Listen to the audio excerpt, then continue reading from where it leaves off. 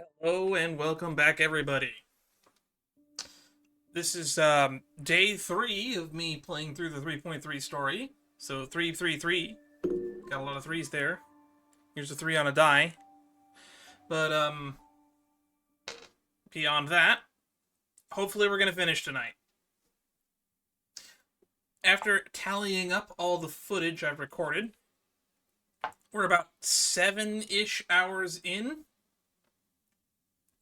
And it seems like 8 to 13 seems to be the average hours. So this might be the end, and it might not be the end. Where we left off, it felt like we were right before a final boss fight and one last little bit of lore drop, so similar to what we did in the 3.2 story, where we stopped right before what I thought was going to be the fight against the dragon, or Pollux, or Thanatos, whatever it was going to be. We're doing the same thing here. We're about to fight Aquila, and I imagine we're about to get a huge lore drop for like maybe 10 minutes, followed by a boss fight. And then what I assume is going to be an hour to 2 hours of lots of lore. That is my expectation for what's about to happen, but I could be proven wrong. Alright, let's load in. I say as if I have control over the loading speed. Also, happy Memorial Day for anybody who celebrates that. Alright, Apocalyptic Shadow updated. Forgot about that. If people would be interested in watching me like try to do those, I might try to stream them in the future, but so far no one's asked for that. So, to each their own. I say as if I'm going to leave any of this in after I'm editing this down. So, boop, boop. Boop. Boop. Confirm.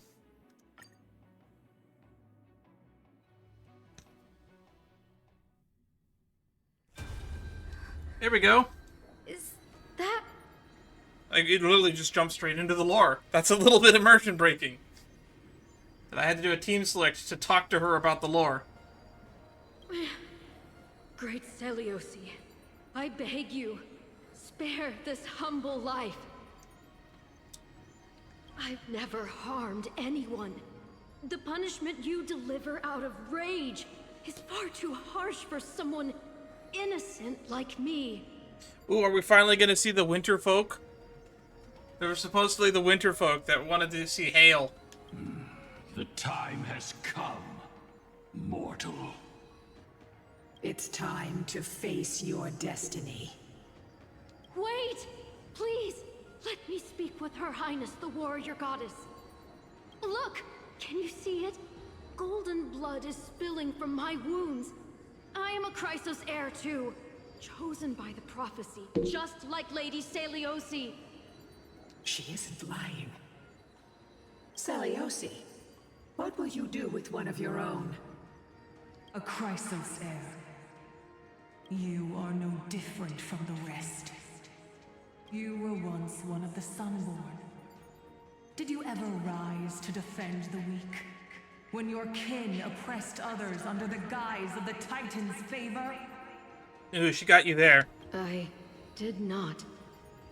You abandoned your old faith and made me your new god after Aquila's fall. Did you offer your help when your comrades turned their blades on the faithful who refused to convert? I did not. When the prophecy of Genesis reached all beings, calling the Chrysos heirs to become heroes of this fractured world, did you overcome your inner weakness and heed its urgent call?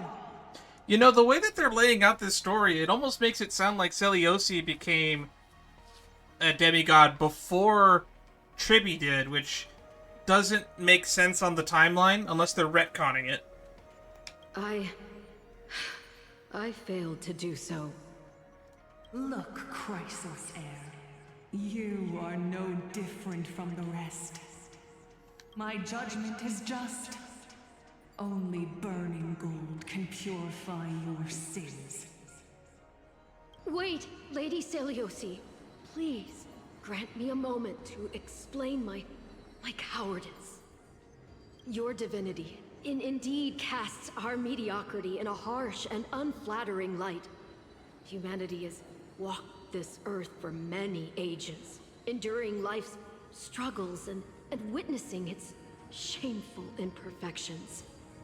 Uh-huh, go on. Yet, despite everything, we built great city-states and thriving civilizations. Even when trapped in the mud of malice, we continued to struggle and push forward. I still kind of am a little upset that the winter folk were catching strays for the sun folk and the rain folk going to war with each other. Because beyond our flaws, the virtue that we all share is tenacity. Even if it means risking everything I have and everything I have yet to gain. I must kneel before you, begging for a chance at life. I need to prove that mortals are capable of redemption. Everyone is capable of redemption. To admit your weakness in such a righteous manner, it seems you have completely abandoned your dignity.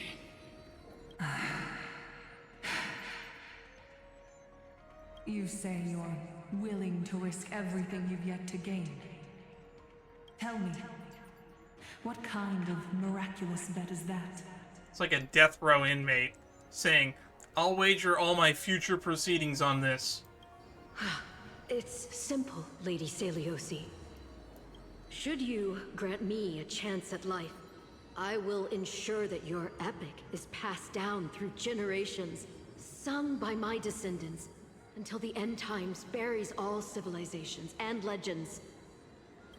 Should the prophecy of deliverance we've heard hold even the slightest chance of becoming reality, And then this is the story of Hyacinth's family, isn't it? then my descendants will return here one day to prove to you that even the flawed and imperfect mortals you disdain can bear the weight of the world.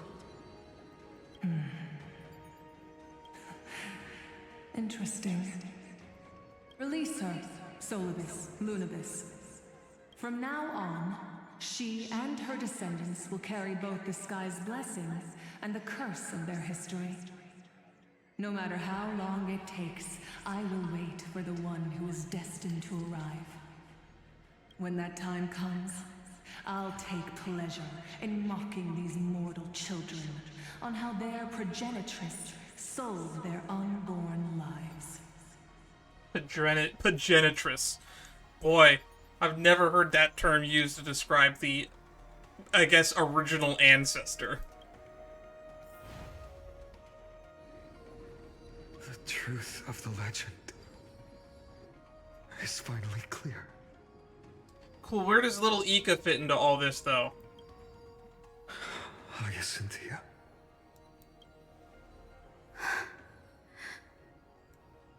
Am I the descendant of that nameless Chrysos heir? Probably. Assuming that none of the winter folk lived through being dumped in the golden oil, blood, whatever it was. Our lineage wasn't from the hero, but from a nameless Chrysos heir who begged for mercy before her. My whole clan's fragile mortal life was simply spared on Selios's whim. We must not yield to her scorn. Humans aren't as contemptible as she thinks. Perhaps there's a trace of compassion left in her. She sees only the sins we've committed. But we will make her understand that it's not all we are.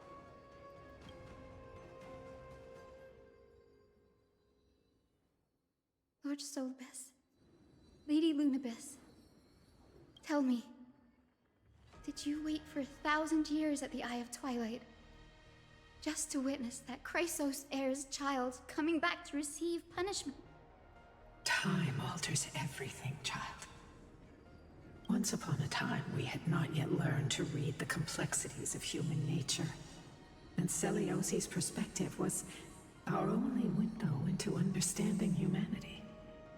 Her words were everything to us. Our comfort, command, and admonition. Also, how come they haven't come out of the mural if there's nowhere to hide in the mural anymore? It wasn't until she fell silent that we learned to perceive humanity through our senses. During our resistance against the Black Tide, we watched over the Earth, observing the progress of the Flame Chase journey. We saw heroes embarking on a mission of deliverance from which they could not return. The unity and hope Seliose couldn't see, we've witnessed in her place. We've changed, young Hyacinthia. Our watch isn't about proving humanity's weaknesses anymore. It's about waiting for the return of the light.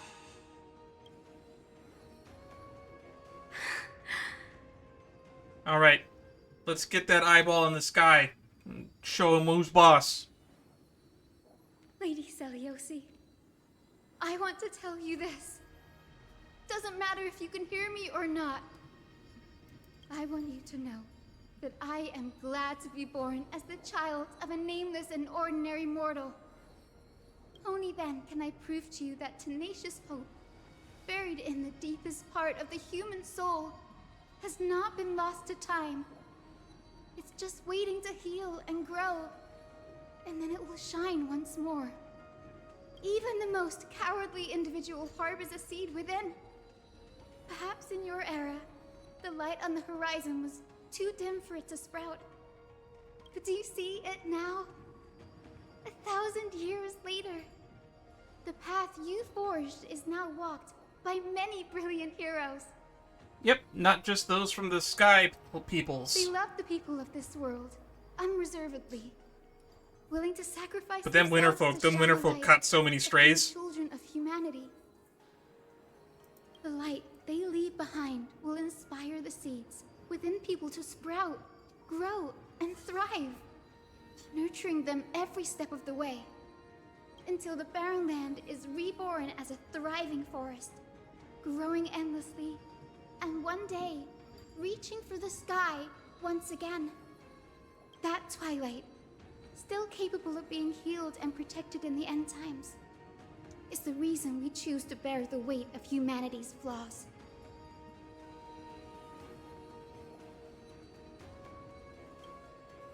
History has proven once again, the Flame Chase journey itself is a miracle. Care to elaborate on that? It began with a whitewashed lie, but it laid down a path of deliverance for humanity over thousands of years. What was the whitewashed lie?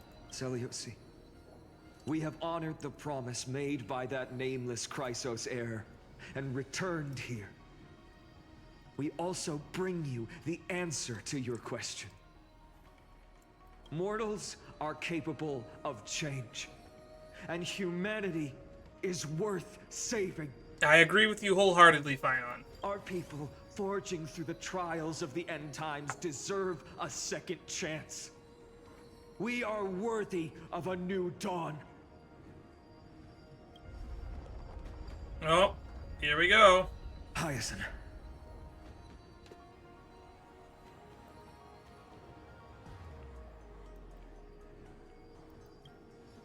Yes, Solibus, Lunibus. We are here, Hyacinthia. We are here, Miss Hyacinth. Give me your strength. I've made my decision, and we stand resolved. What decision was there to make? We weren't leaving without the core flame. For all that mortals have built, I will follow the guidance of the prophecy and claim the core flame of the Eye of Twilight. The children of humanity have returned from the earth, and we will challenge the skies once again. Alright, it's cutscene time? This time, Oh, I here will we not go. be overwhelmed by the darkness of humanity. Face us, Avatar of Sky.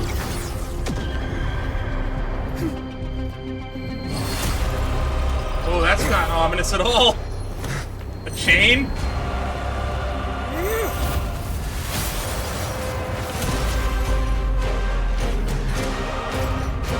I forgot Don Hung was here.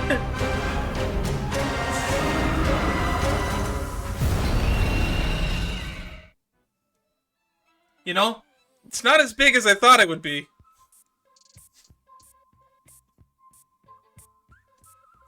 I thought it'd be bigger. I think the game crashed. Does this weather please you, Titan incarnate? Indulge in this, and taste the fiery blaze of Dawnmaker! If you could still hear my voice, Lady Seliose. Behold, the strength of God. Oh, I actually can't advance the dialogue. It's doing it on its own.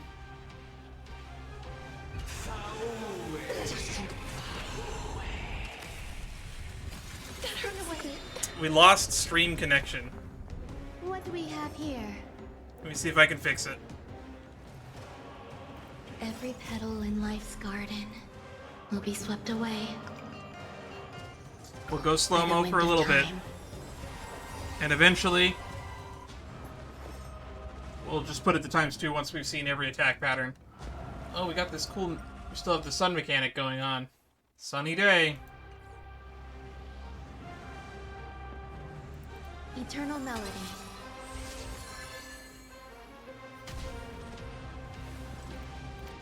We can do it all.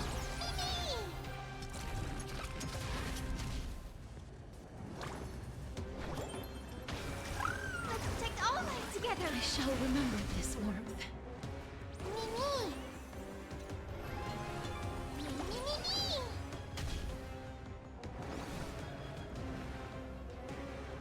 Trust me.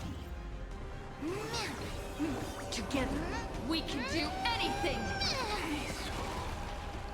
Oh, I just noticed that you have no weaknesses. Please, wilt here.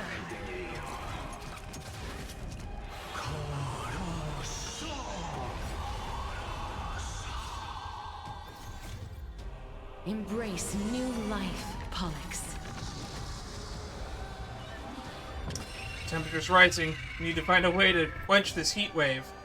Avatar Sky increases the temperature during the next action-based helium flash value.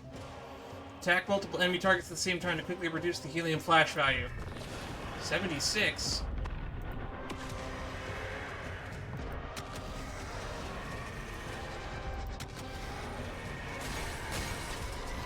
I only wish that death Rage against the dying may light. protect us.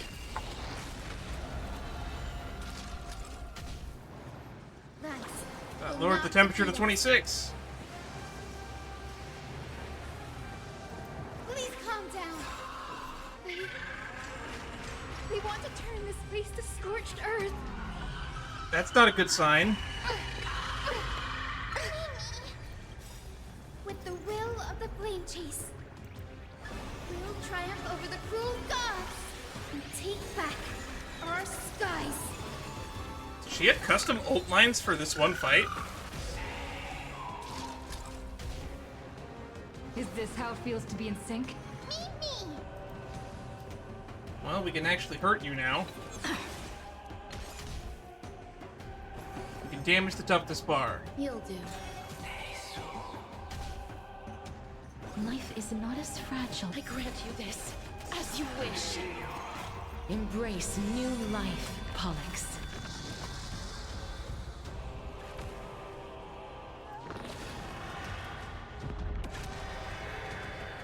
Three. I will strike down the false sun! Oh, Finan attacked him.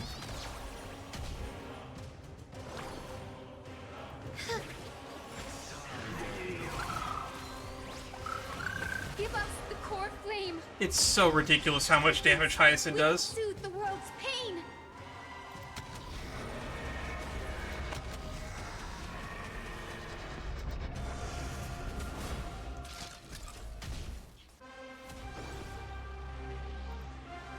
Remember that.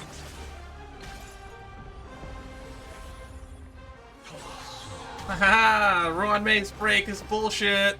Pay attention. every petal in life's garden will be swept away by the wind of time.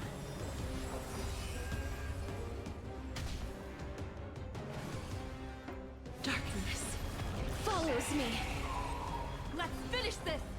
Slice off their wings! Oh, that was us. That's the You Trailblazer. too will be cleansed with gold. Oh, cutscene. Quick, behind me! Hey, we used the lance in a cutscene.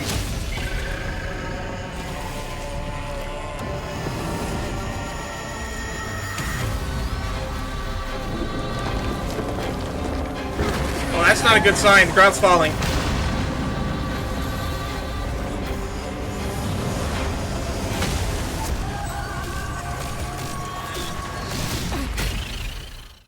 Oh, we're going into lightning mode.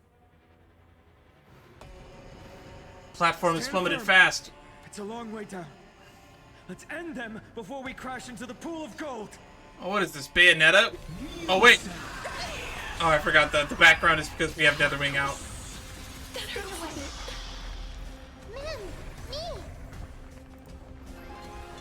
Ooh, hang on. That's new. Stormy day. Accumulated stack of thundercloud. Uh-oh, that's not a good sign. Trust me. Together, we can do anything! Dead souls, return to dust! Let's protect all life together. I shall remember this one. Hyacinthia doing a lot of the work here. Thunderstorms and tempests. Will of the flame chase. We'll triumph over the cruel gods and take back our skies.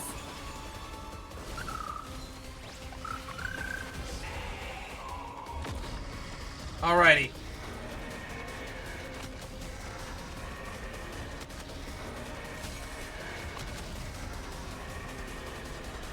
I only wish that death may protect us.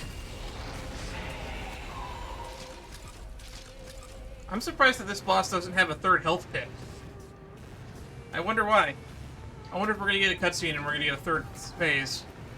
That being said, we are falling. I can see the background that we're falling.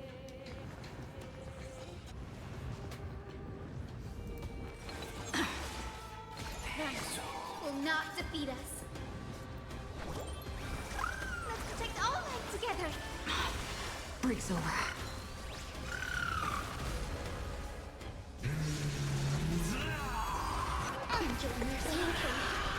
That looks painful. Storm clouds are gathering. Are you ready to sever the lightning? No, let's ride the lightning. Academic value. Avatar of the Sky additionally deals damage during the next action based on the thundercloud. That's a lot. That's 25.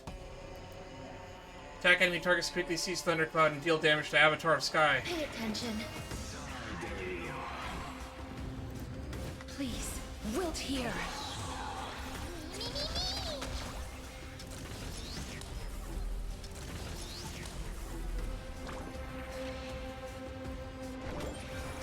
Let's protect all life together.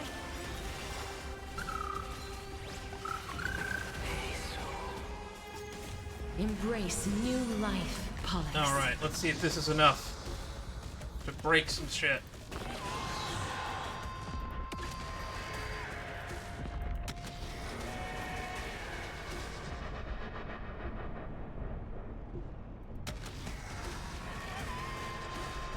I only wish that death may protect us. Battle for the Dominion over Lightning. Seized all thunderclouds. Oh, that looks Not a cool. bad idea. Remember that.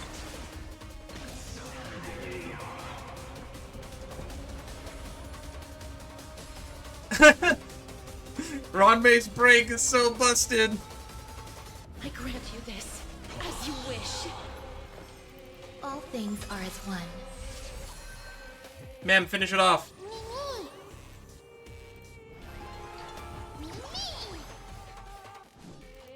Please, wilt here. There is another world waiting to be saved.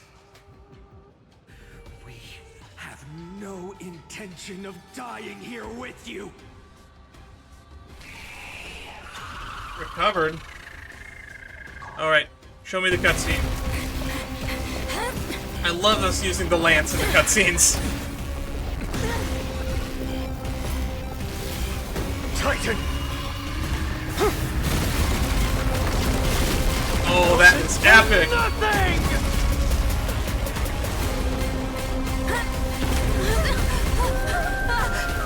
Oh, not the Aglaya band!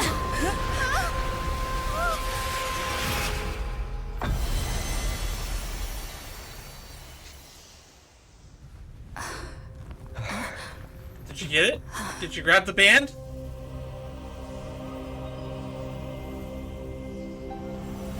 Oh, never mind. The band is doing things.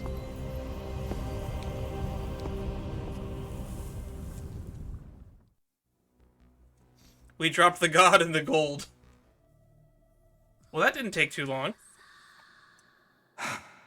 Now we just have to wrap things up, which is probably going to take another hour. Aglaya? Are you still protecting us?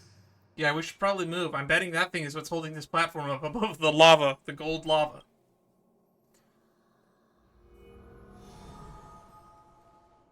The core flame. Look, I call this core flame. Is it all over now? No, we still gotta get Catholi's core flame. Seliose condemned humanity, casting them into the pool of gold. In the end, she too was... Take that core flame with you, Hyacinth. Our mission isn't over. The Eye of Twilight.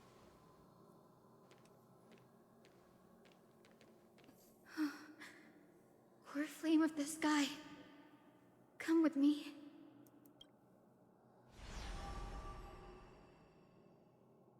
It's a strange feeling. It's so warm and powerful. So can we just plunk the core flame into the Genesis chamber, or do you still have to go overcome like the trial of the sky or whatnot? Holding it in my hand, it feels like the winds of this world might turn for me. Summoning thunder or snow is just a thought away. Yeah. Give the winter folk some snow and hail. They deserve it. They caught so many strays. In this stupid war between the sun and rain. I understand how you feel, but right now... Dude, Finon, lighten up a bit. This platform is on the brink of collapse. Who knows how much longer it can hold? We need to find a way to leave. If only we could fly. Look, over there. Oryx's blessing. Hey, can we, like, Oryx's blessing this platform up and restore it like we do everything else? Time Priest's instrument. Does it still have any divine power left?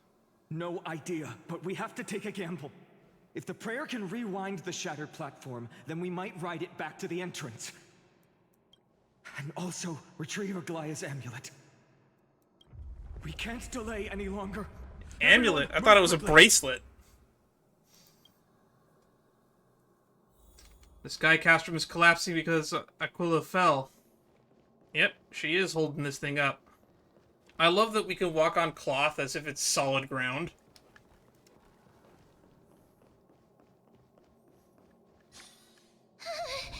The golden thread is trembling.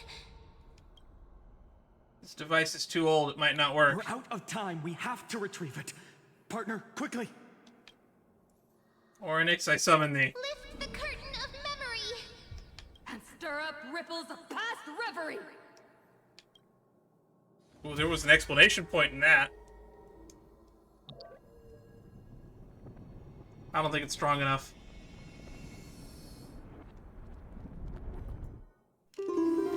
Oh, or not. The prayer's power. No!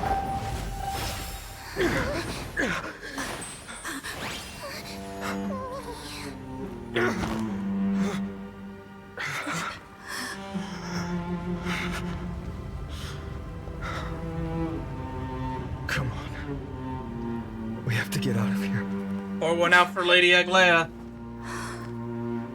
I shall have my final bath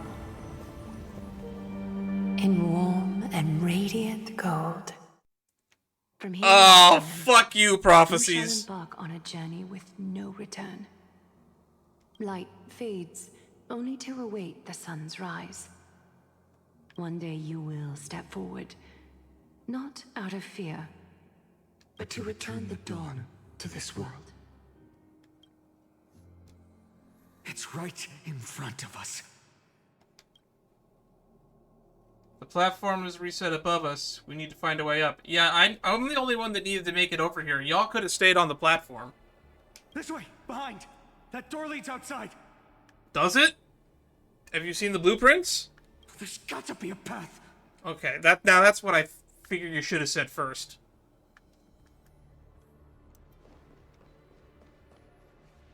Miracle Orb. Let's use it to open our escape route. Engage the Miracle Orb.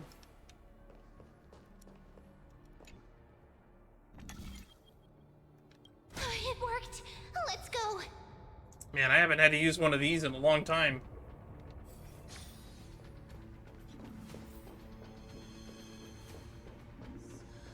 Finan, Aglaya is... Dad, we know. I know. No. That orb is blinking. We need to use it to open the gate.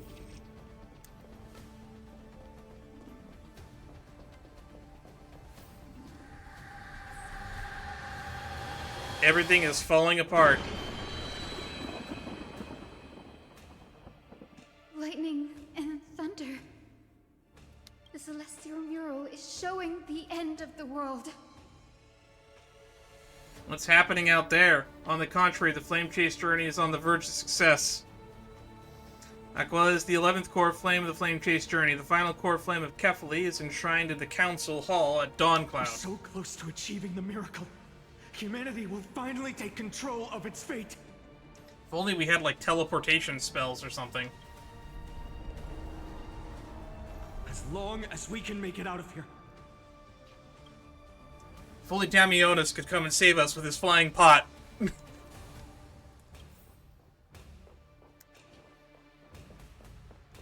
This path isn't safe. It looks...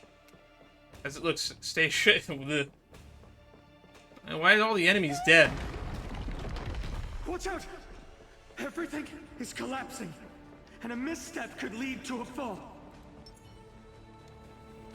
The door's I haven't- flame is coming down. I haven't seen this in a Honkai, while. Give us a hand!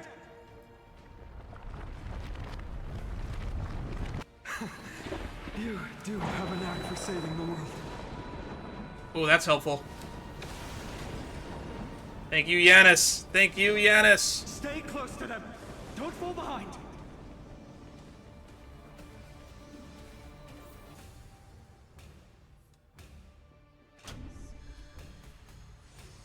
Platform's just ahead. Hyacinth, where are those winged beasts? I'm trying to locate them, but the storm clouds on the mural are blocking my senses. You were able to sense stuff? We could use their wings to escape if they were still here. We'll have to rely on our feet for now. Keep moving. We're not safe yet. I don't know. I think we could just ride that out by waiting on something that looks structurally sound. Like an archway or a door frame. These blinking lights, though, don't feel much. Getting even more unstable. Make sure you get the timing right. We're almost there. The end is just ahead. All we need is a rainbow bridge. A west wing compass. Leave it to me. Focus, Hyacinthia. Stay focused. Why does this have to happen now? We're out of time. The fortress runs on Aquila's divine energy. If I can channel the core flame...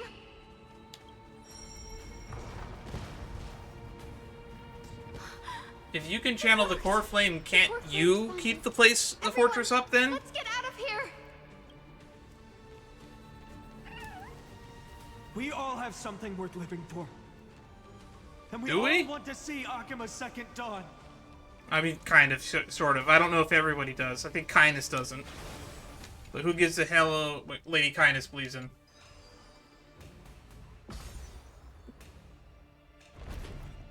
Made it back onto this platform.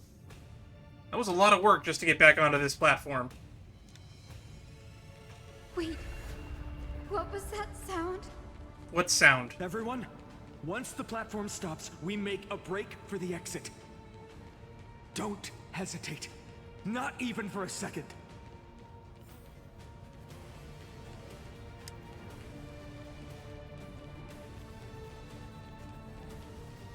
Alrighty. Everyone, hold on tight. To what? That isn't sound.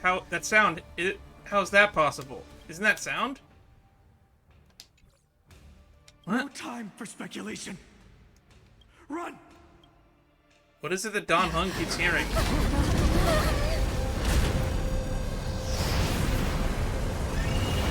The Titan! Their core flame has already... Could this be Seliose?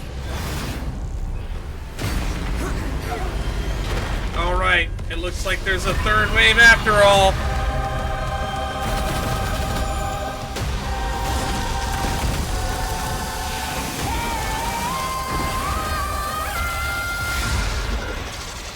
That's not good. That twisted form. Did the Black Tide bring them back to life? Fucking Black Tide ruins everything. Yet they still move. Lady Seliose, is that you? Oh, that's not good. What do we have here? Yeah, Twilight deals a set amount of damage based off the Black Tide sync rate. Fuck you, Black Tide! Petal in life will be swept away by the wind of The music's time. going fucking crazy. Decimator, Karma of Daythunder, Eye of Twilight. All things are as one. We can do it all.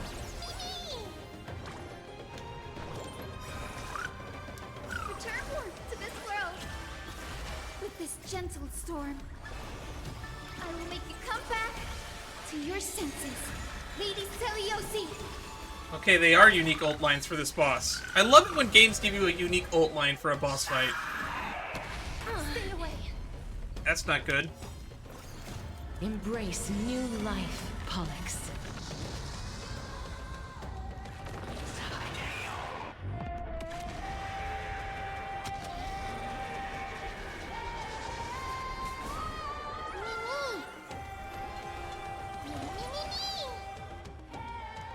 Trust me. Together, we can do anything! Dead souls, return to dust! Oh, that's a lot of damage. And me without skill points. Calm down.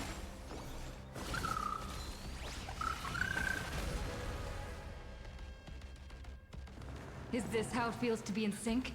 Mimi! You hold some academic value. Pay attention.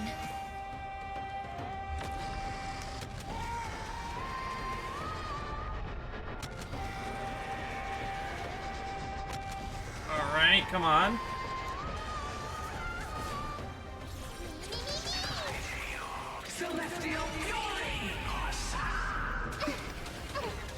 Please live. Hear it. The echo of the apocalypse. Stop, Lady Seliose. Follows me.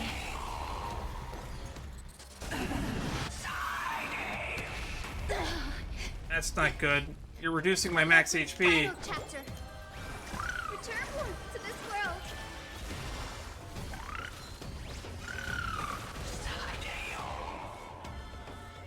Remember that. Alrighty. We on auto damage now. Give me some big numbers, Pollux. I only wish that death may protect us. Ooh, that's a mill.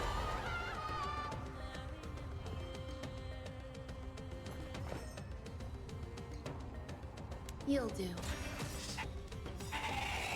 Every petal in life will be swept away I wonder if we By can the get that wind of 21% in the corner down just a little bit.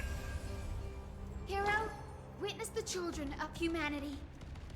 Return once to this world. Kind of wish we had a This cleanse gentle storm. for all this max HP we've lost. Come back to your senses. Look at how much max HP we've lost on Castorice in comparison because of how much HP she just has. Please cherish the time before your please wilt here.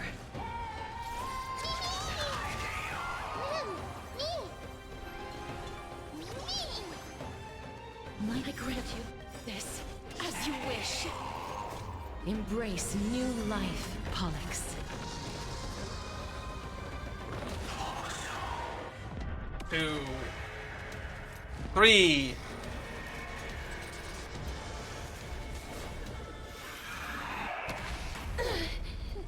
There goes more max HP. Haha, the run may break. Trust me. Together, we can do anything. Return once to this world. So this is the warmth of life.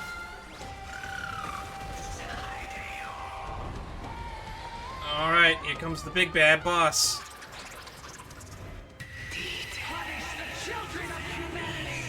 That doesn't look good. Ancestors, they haven't.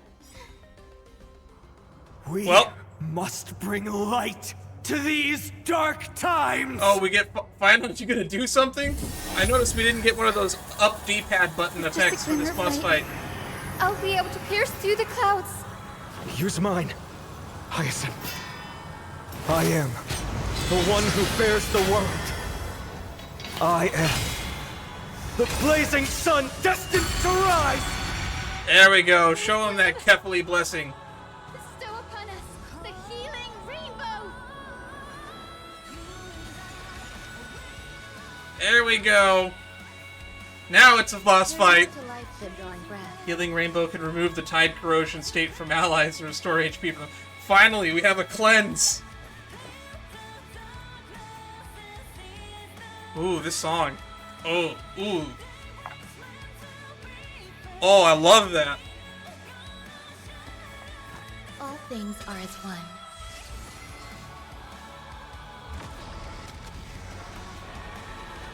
Hero of the sky, awaken.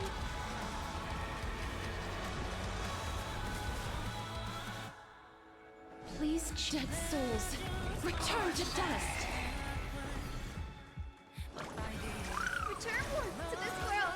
So this is the warmth of life. Oh, I didn't realize we had to resummon Mem.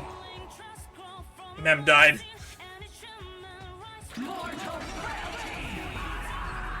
Enjoying yourself.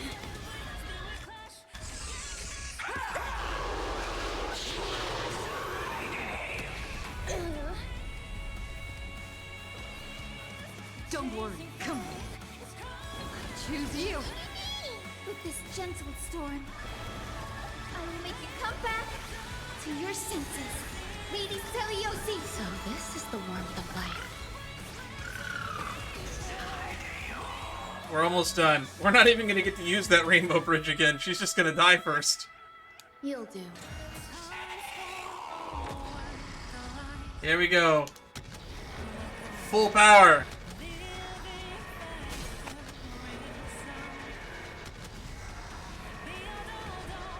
I only wish that death 1.1 mil? may protect us. 1.2 mil.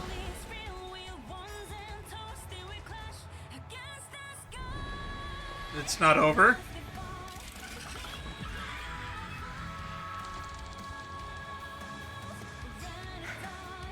The first and only god that Dawnmaker will slay. It's you! I kind of wish you were a little bit louder than the music when you said that. Wait, Don Hong's doing something with his orb. Help us!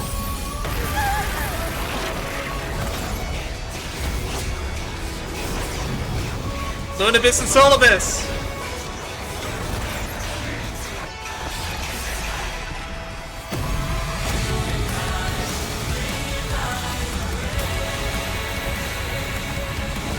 like the end of an anime.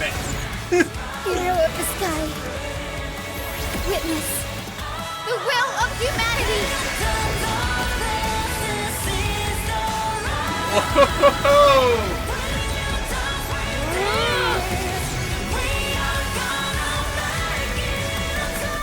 That's awesome. Wow, that's awesome.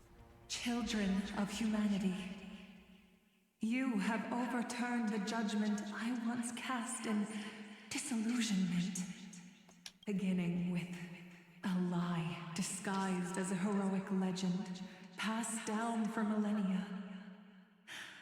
A grand epic of creation has been written.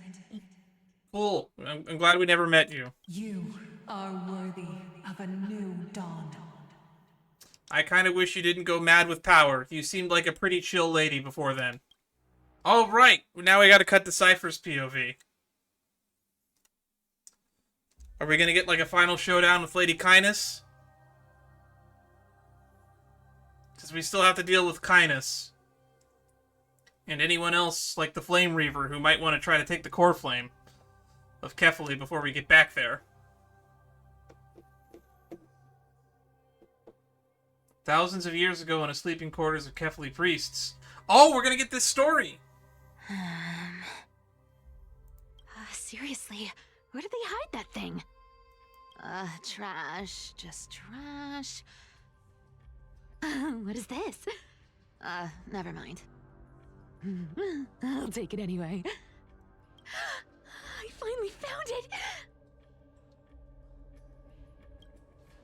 I don't know what you're stealing, but it's probably important. It must be this. The gem of all worlds that the chaplain secretly stashed away. Said to be a fragment peeled from the Dawn device. Oh, that stupid story you were talking to Aglaia about is real? Stop sniffing directly into the mic. I can already catch the sweet scent of treasure seeping from this little box. So much for the chaplain's devotion to faith. It turns out he's just been padding his secret stash. I've been lurking in the priestly court for over half a year just for this little trinket. Day after day, listening to those stiff priest apprentices drone on with their prayers. I thought I was going to lose my mind. Good thing persistence pays off. We still don't know how Lady Hyacinthia ended up dying in somehow relation to this, so maybe we'll get to see that happen. Atticus, is that you? Atticus? Atticus. That name rings a bell. Oh, he's the apprentice the chaplain favors most. The one everyone expects to be the next chaplain. You mean that you were going through his stuff while he was right next to you? Possibly just asleep? You should have been a lot quieter. Saying anything would feel awkward. Maybe I can hold it together with Zagreus' ability for now. Now. I am Atticus. Atticus, why aren't you responding? Old chaplain, it's me. I'm here to assist you with your medicine. That's some God, Zagreus, what a guy. Oh, thank you. Without your care, I would have long been claimed by Thanatos and carried to the River of Souls. He doesn't know that death isn't doing that right now. Oh, no need to thank me, Master. It's my duty to care for you while you recover. This old man is way sicker than I thought. Looks like the priests are deliberately hiding how bad it really is. That makes sense to me. Atticus. Just a reminder, in real life, the Pope died just a few weeks ago. Away, fading faster with every moment. I don't know when eternal sleep will claim me. There's one last thing I must tell you. Something cleaners. One last thing. Wait. Is he hiding more treasures? Maybe a coin of whimsy? Today might just be my lucky day. Calm down, Cifera. Just breathe. Stay strong, Chaplain. Keep your spirits up, and don't lose hope. If there's anything important you need to say, I'm all ears.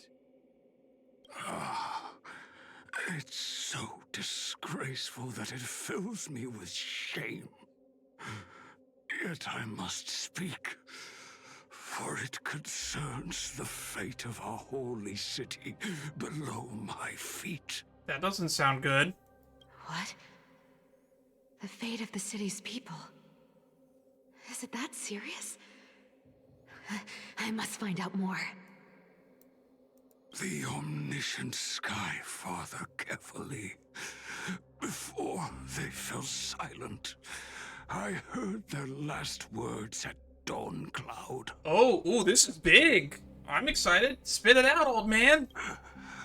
It announced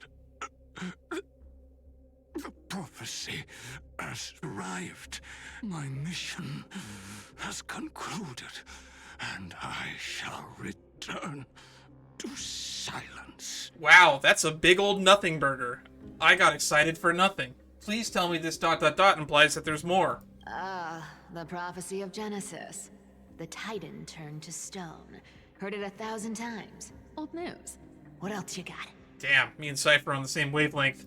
The eternal night is looming, but over the next 300 years, the Dawn device will safeguard the holy city, poised for the children of humanity to create miracles. Oh, so Kefali literally told y'all, you got 300 years to make this miracle happen. Yikes. Mm-hmm. The Dawn device, the miracle of Genesis, the usual cliches. Wait, did he just say the next 300 years? But isn't this 1,000 years in the past? What happened? I have concealed the deadline the Sky Father set for everyone. I lacked the courage to carve the countdown to the city's new dawn into the hearts of its people. Atticus, you are 100 times more courageous than I am. And because Cipher got this message, not Atticus. Atticus never got this message. Will you share this harsh truth with all the citizens of Akima? Atticus. Rest easy, Master. I will shoulder this heavy burden for you. I'll address the fallout of your indecision. Is that right, seamstress? Everyone in this world is unique in their own way. My moment to be a hero has finally arrived. Are we back in the present? Are you done reminiscing on the past?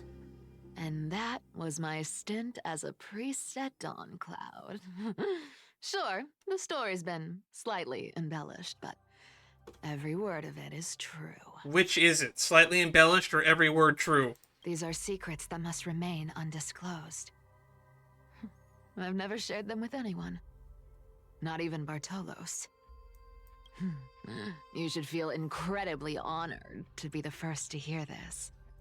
Unfortunately, you can't clap or comment right now. Well, the cleaners already showed up, huh? But that's beside the point. Getting to spill the secret I've been holding in for 1,000 years feels amazing right now. But, oh wait, doesn't Bartholos tell us about Zagreus stealing the Dawn device at some point? But if it was 1,000 years in the past, and there was only 300 years to make the miracle, why is the Dawn device still giving light? Honestly, I'm surprised at your persistence. I merely staged a slip-up for you to witness the switch of the core flame. Who'd have thought you'd follow me all the way to the Nether Shore? What's the Nether Shore? That Deliverer kid was spot on. You rejects, shunned by the Akamans, have no choice but to keep moving down this dark path. 1, 2, 3, 4. There's 5 here. Wait, what's going on? Your leader Kindness isn't here.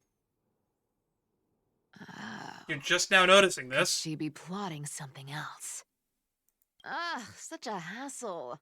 Well, for everyone's safety, I might as well check if you're carrying anything suspicious. The true, chaotic neutral. What kind of loot do the corpses have? Slate, why neglect that light's shade? Leap to triumph. This dagger's got a nice look to it. Let's see it. Wow. It's crafted from Kremnoan steel. These people are well equipped. By any standard, you all are quite capable. Had you not strayed, you could have been guarding Akama, securing a stable income. Such a pity. In your next life, remember to choose a safer path and stay away from dangerous jobs like this. Let me take a look at what's hidden under that mask. Another mask! Huh. Your face looks innocent enough. Who would have guessed that such a pretty face would hide a heart full of darkness? The prettiest people often do. Appearances can be deceiving. It's a fool's game to judge someone's character just by their looks. It's amazing what the seamstress can do with her divine authority.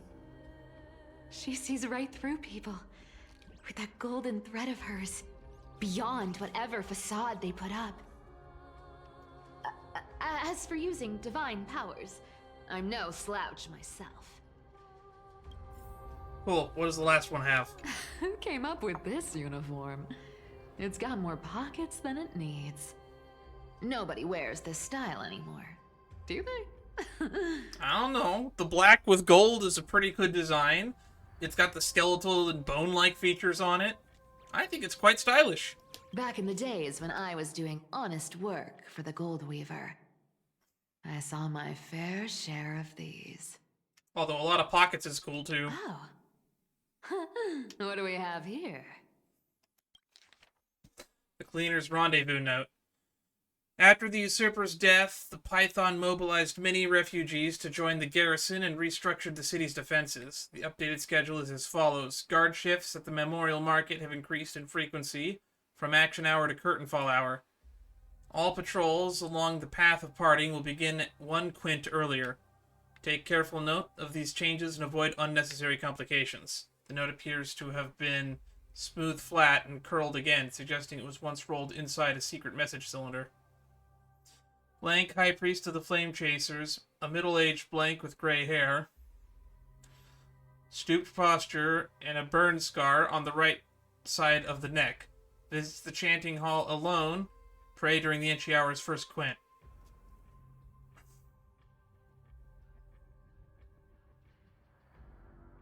Gray hair. Are they talking about us or Finon? An exposed iron nail will be placed in the stair railing. Blank, an accident might blank silence him permanently. Dark crusted bloodstains have obscured the text, and the names have been deliberately smeared away with bloody fingers. Phaeton and the Maiden have frequently been visiting the Twilight Courtyard lately to meet with healers. In their conversations, they mentioned the Skyfolk and the Daythunder Knights' past affairs. The day to reclaim Aquila's core flame appears to be imminent. The 1,000-year-old grudge will be settled then. Make preparations for when that moment draws near. Written on the inner side of the clean bandage, emitting dry herbal fragrance. A paper note. Talk about old school. Okay, so it looks like some of them are just waiting for us to get back so they can take Aquila's core flame from us. All right. Once the seamstress's power is diminished, the world wound web slowed drastically. From 5 threads to just 2. Looks like I was too quick to judge. Physical note passing still outpaces the reduced threads. No trace of kindness. Is she hiding too well?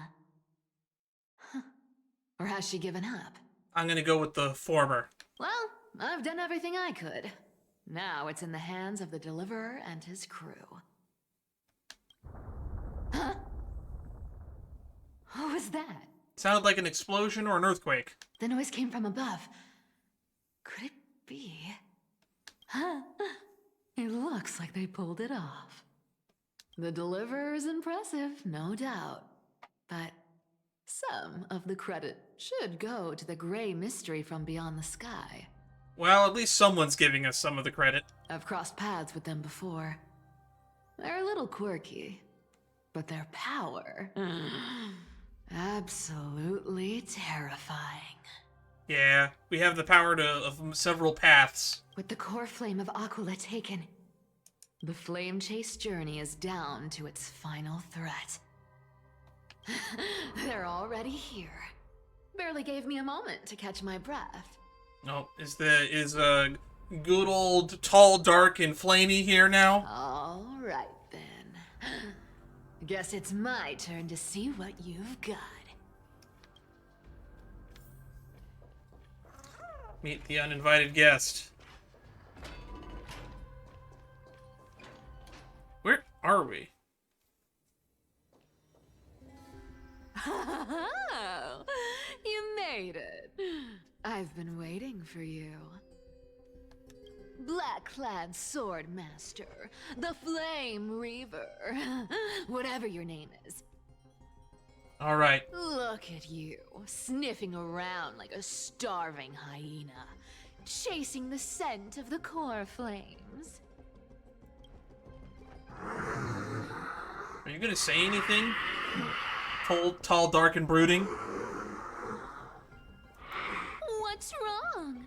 Cat got your tongue? Ooh. Or maybe you're just too dense to understand plain speech.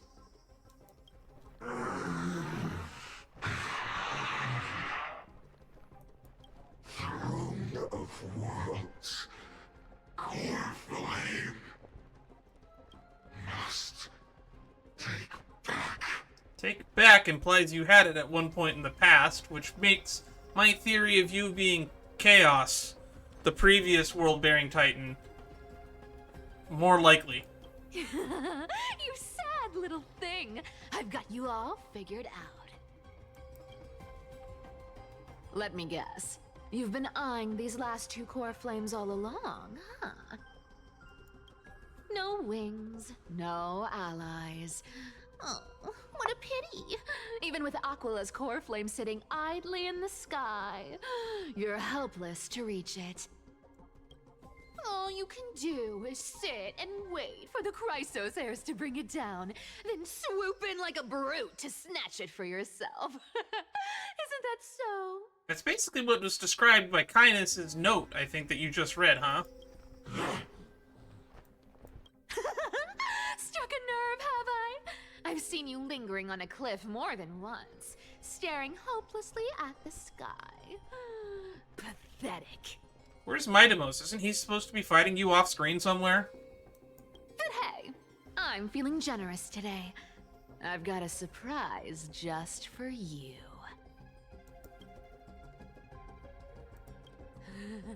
That's right. I have Kefali's core flame. But if you think you can snatch it from my claws, You got another thing coming. you'll have to catch me. Are we about to start a race? Dolos cats aren't just quick on their feet. They've got the stamina to match. Escape the Flame Reaver's pursuit. He doesn't look like he's pursuing all that much. He kind of just standing there. Menacingly.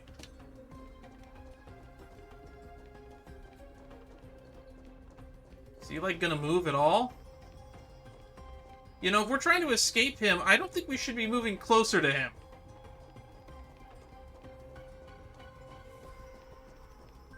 Are we still in... Are we in Styxia? I think we're... Yeah, we're at the Dragonborn city, Styxia.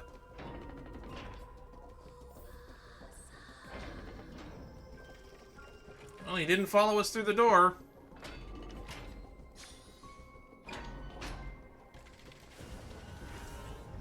Oh, that's just not fair.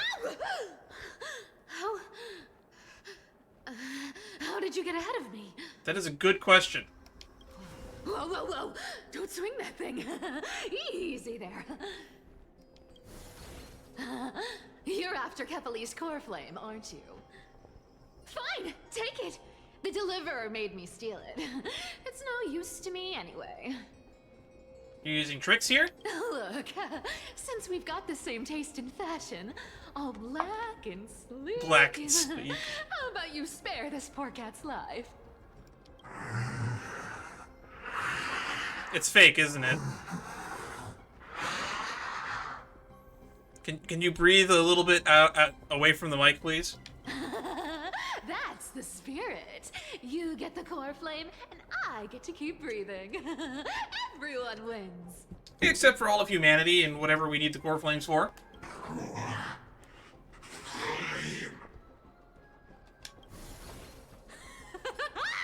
You really are a brainless mutt, aren't you?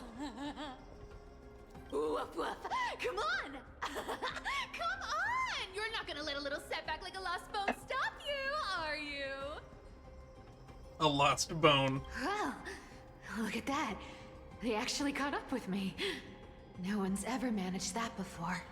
You know, it doesn't matter how fast you can run. If people can kind of sort of teleport, they're gonna catch up. It's been a while since I've had a chase this good. Don't quit on me now. I'm just getting into the groove.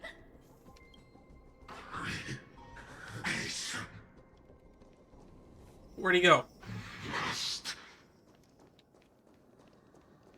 You sure stumble over your words, but you've got some speed on you. I'm going to speed up. Don't get left behind. Ride the platform to higher ground. Just a fun fact, a horror movie trope, if you're running away from someone, going to the top floor or the bottom floor, not a good idea. Just in time to take a break. You want to stay on ground level and keep running. Don't tell me they might... What? Still not here? Well, that's disappointing. Oh well, I guess I'll just... Wait around a little longer for you. Cifera? Styxia, you're stunning. Oh, look who it is. The Flame Reaver. First time. Wait, no, not the first time meeting you. I'm the great hero of Akama, the deliverer of Amphorius.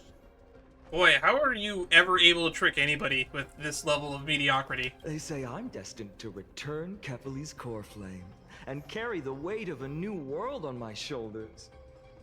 But hey, fairness is my thing. Fairness, and... It's all those profanity. You want the core flame? Come and get it. But only if you beat me fair and square.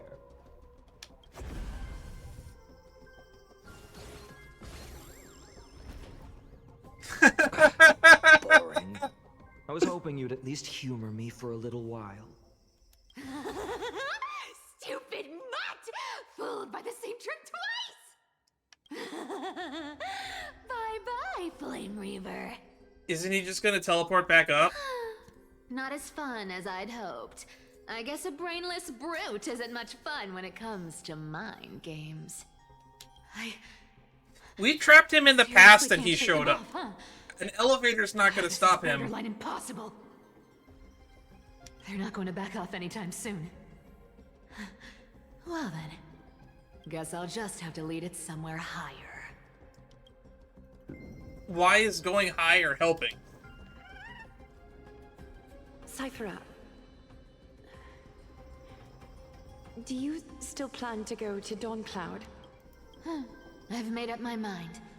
Don't think about stopping me, seamstress. Is it for the gem of all worlds? Does it even matter?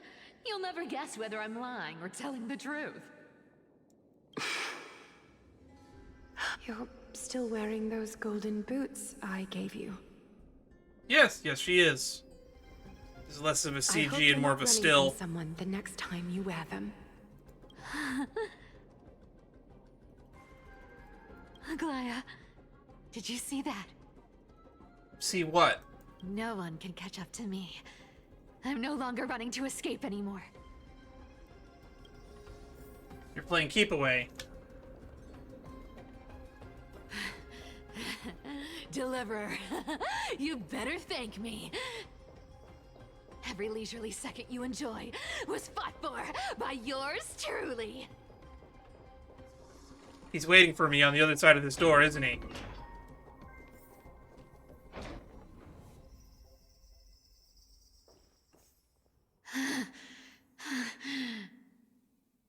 You took a leisurely stroll. I had time to walk here. You just don't know when to quit, do you? Can't escape. You can say that again. That's what I've been saying. This is fate. Fate? I always thought only privileged city dwellers like to toss that word around. As if they couldn't get by without using it as an excuse. Cycles can't be broken.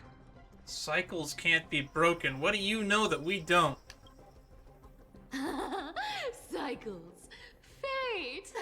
Give me a break! Everyone has to walk their path. Those who cling to gods and prophecies end up as hollow shells of themselves. Back then, I was nothing but a scoundrel. A cheat, clawing and scrambling just to survive in this messed up world. If I'd given up and played along, this place would have been nothing more than a lifeless wasteland by now. True, you were the reason that we managed to find Styxia / find where Thanatos was hiding.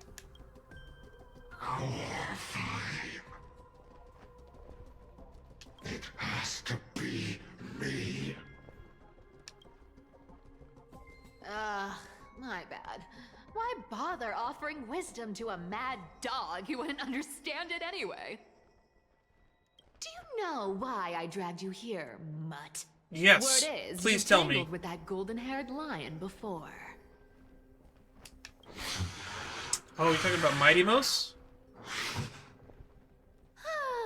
Looks like there's no getting away from you. And hey, that was a pretty good warm-up.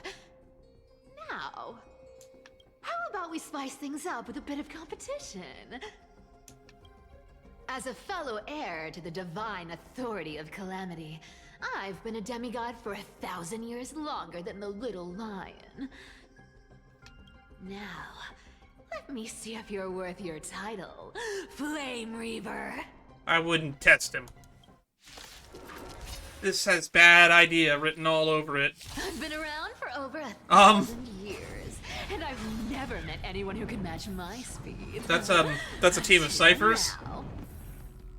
But speed isn't my only trait. I'm also not controlling this. This is fully auto. The full performance. Thinking of taking advantage of I only get to control this one. Treasure! Come to me. This cat will pick it up. You can't run. Yeah! Treasure! Come to me. Return to the great tree. Yeah, we don't have a healer. This cat will pick it up. Here's the deal. Don't fight. Enraged Cipher, Focused Cipher, Slacking Cipher, Cipher.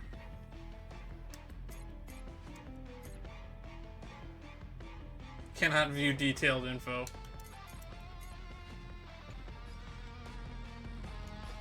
Treasure! Come to me. This cat will pick it up. You found me. Treasure! Yeah, we got 90 stacks. Turn to the great tree. One cat down. Wrong target. Looks like you need to work on your aim. The lie that everyone believes in becomes a reality. Gotcha. Good dog. Oh, is that all you got? I can summon as many clones as I need. Guess how many lives I have? 9. Slacking Cipher, Focus Cipher. Okay, it's still the same 3. This cat will pick it up. Treasure! Come to me. You can't run. Looks like the clones can't use the alt. This cat will pick it up. Treasure! Come to me. This cat will pick it up. Resisting. 69 stacks. Nice. I've played with you long enough. Time to retreat. Treasure! Come to me. Oh, we're just running away then?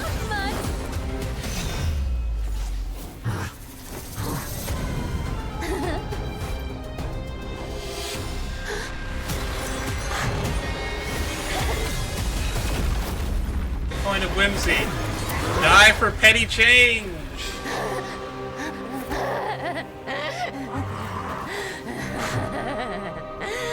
Only a mindless fool would fall for the same trick 3 times in a row. Victory is mine, fiend.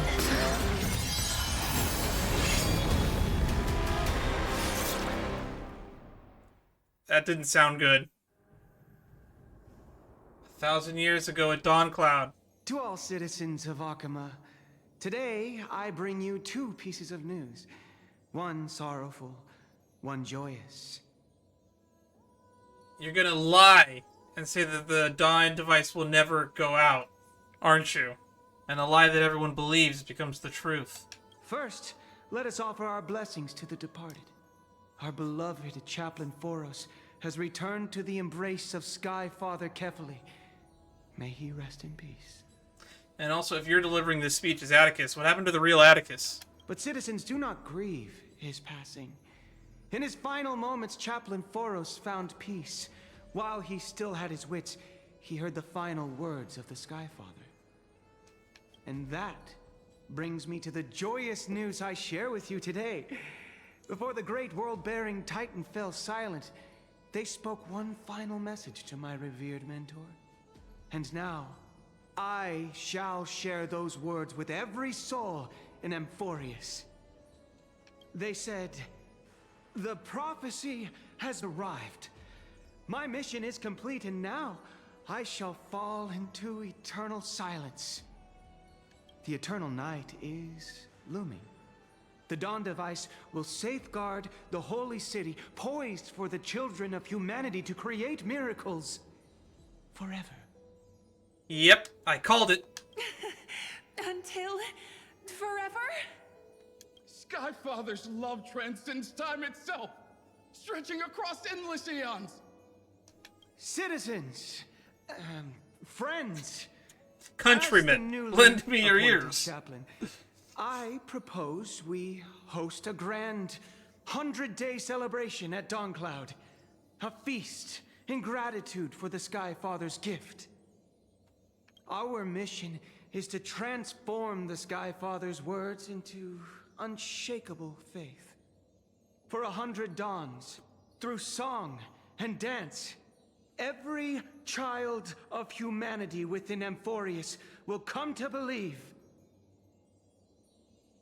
the light of the Dawn device Never fades. Kephales's protection has no end. I kind of figured that this would be the route that Cipher would take, because it makes the most sense. Because the only alternative that I could think of was that maybe she uses the weird world gem to extend it somehow. But it makes more sense just to use the power of trickery. It's more in character.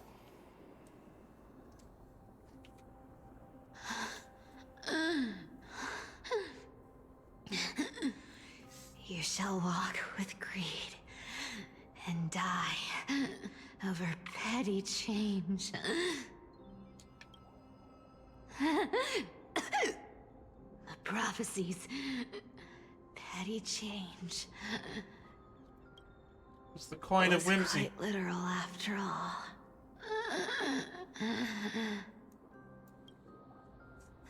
Atticus.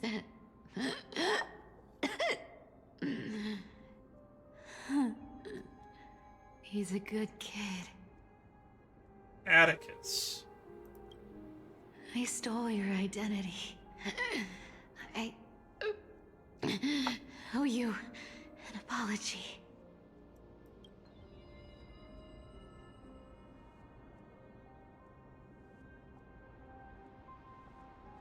But I owe more than just an apology. There's also you. Aggie. Still somehow around, huh? Back then,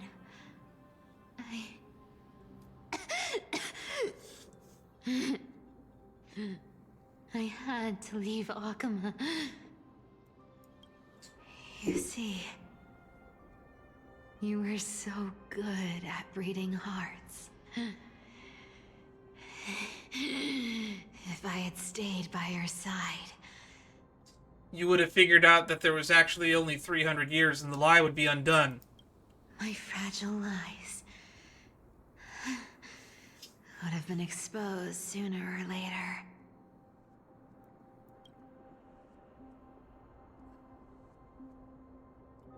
Your weave shop. I wish I could chance upon it again. Just once.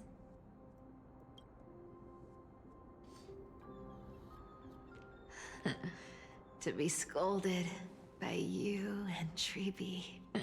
What is Tribi doing right now, anyway? And Trinan.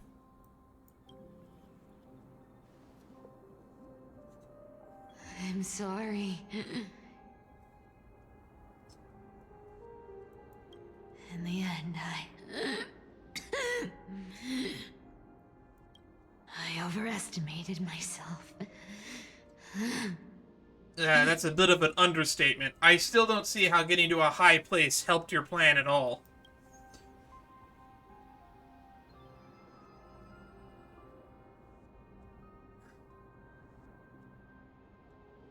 But at least there's one thing I did accomplish.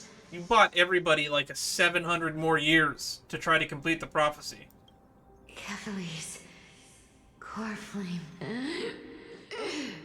is not here. It's safe. It's safe now.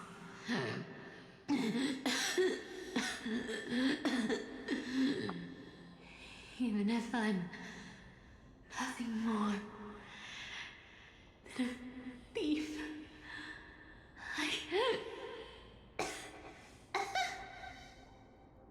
at least I did something for the flame chase. You did more than anyone will ever know. Aggie. The flame chase failed 700 years ago, and nobody even knows. If not for you. Say something. Anything. Please. She's already long dead. You're gonna join her soon.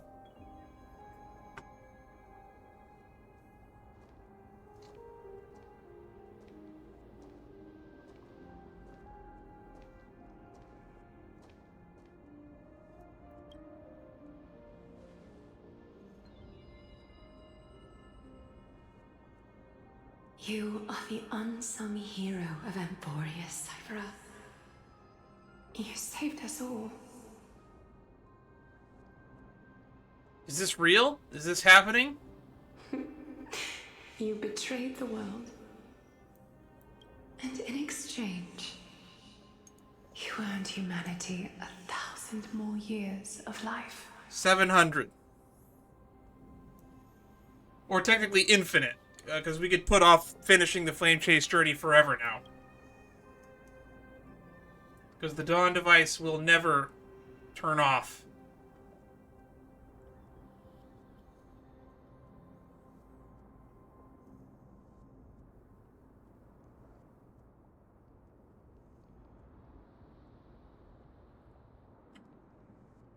It was just a regular nymph. That was all in her head. If there were a lie so brilliant that it could fool everyone, wouldn't it simply become the truth? Lies will always be lies, Cifera. But sometimes, they can be more noble than the truth.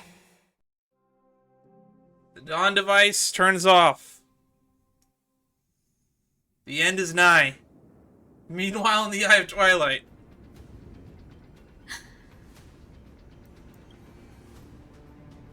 What happened? Hyacinth, what happened? The core flame in my hand. It's trembling. It's sending me a warning. Lord Finan, in Amphorius' mythology, isn't the Dawn device said to be a gift from Aquila to Kefali? Why bring this up now? Let's focus on getting back down there. Lord Finan? The Dawn device is off. Yes. Nearly every mythologist agrees Aquila gifted the Dawn device to Kefali. Everyone, calm down. Listen to me. Can you just take a few steps forward so you're not standing on a bridge that could turn off at any moment? The core flame in my hand trembles violently. Its warmth slipping away like sand through my fingers. That is an apt description of what is happening. Please step off of the Rainbow Bridge. It burned through immense energy just to leave me with one message. The Dawn device is extinguished. What do you mean by that? If the core flame's message is true, Akama has lost the Dawn device's protection. Here comes the black tide. Darkness will consume the holy city in an instant, and the aftermath will be devastating. It might be a good idea to bring back the sun with the power of the sky sometime now. Finan, I feel something too. You sense it as well. While Hyacinth was speaking, countless streams of memories rose beneath our feet, spiraling into the sky. Memories? Into the sky? What do you mean? There are so many, so heavy. Even through the fortress walls, I can still hear them clearly. Are you talking like people ascending or descending? Birds, nymphs, people. Their memories tangled together, their cries echoing as one. What are they saying? Could this be because of the Titan's fall? But that doesn't make any sense. There's no time to dwell on the cause. Without the light of the Dawn device, the holy city will be consumed by darkness, and countless lives will be cast adrift. Everyone, you must return and fulfill the mission of the Chrysos heirs. As for me, Denny, you're still carrying the Goose's spirit water, aren't you? Right. He could have teleported us one at a time to the Vortex of Genesis at any given moment. I forgot about that. What? That was just a precaution. It is not the time. The time has come. Open the path to the Vortex for me. There's still one thing I can do for the people down there. Return the core flame of Aquila and inherit their divine authority. Yes, and then you can become the sky. I'll remain in the sky and cast my protection over the people.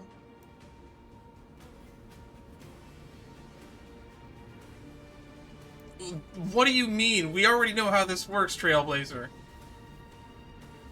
There must be another way? I don't know. Don't waste time thinking about alternatives. This will resolve everything. If anything, it's the best plan.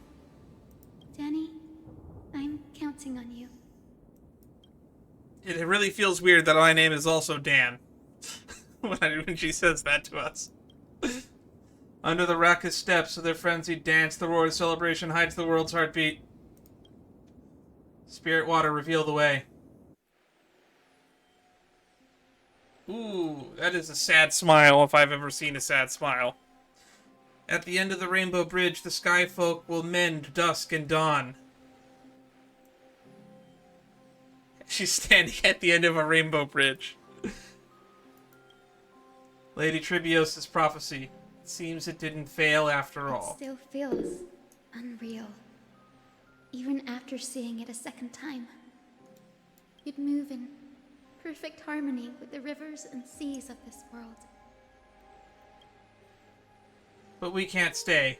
Can and I, we have people waiting for us. A home calling us back. The Astral Express, isn't it? March 7th? The one you always mention. I'd like to meet her someday. So would I. I would like to see everyone meet and interact with March 7th. She's like the heart and soul of this story that has been missing for so long. Who else is supposed to keep my shenanigans in line? I'm sure the two of you would get along wonderfully. I can almost see the three of you traveling together, laughing and sharing moments. So can I. Of course I do. A sharp, aching sadness. And you, Hyacinth, do you not feel sadness? Why hide it? No one here could mock you for showing true vulnerability. As a healer from the Twilight Courtyard, Don Hung, it's my duty to stay composed. Oh my god, she's serious. She called him Don Hung and not Danny. A sorrowful expression would only add to their burden.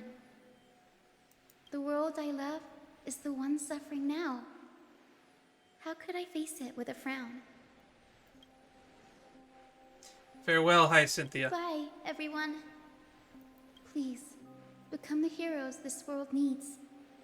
And as for the final blank page of this epic, the lives and stories of ordinary mortals, I'll guard them until the very end.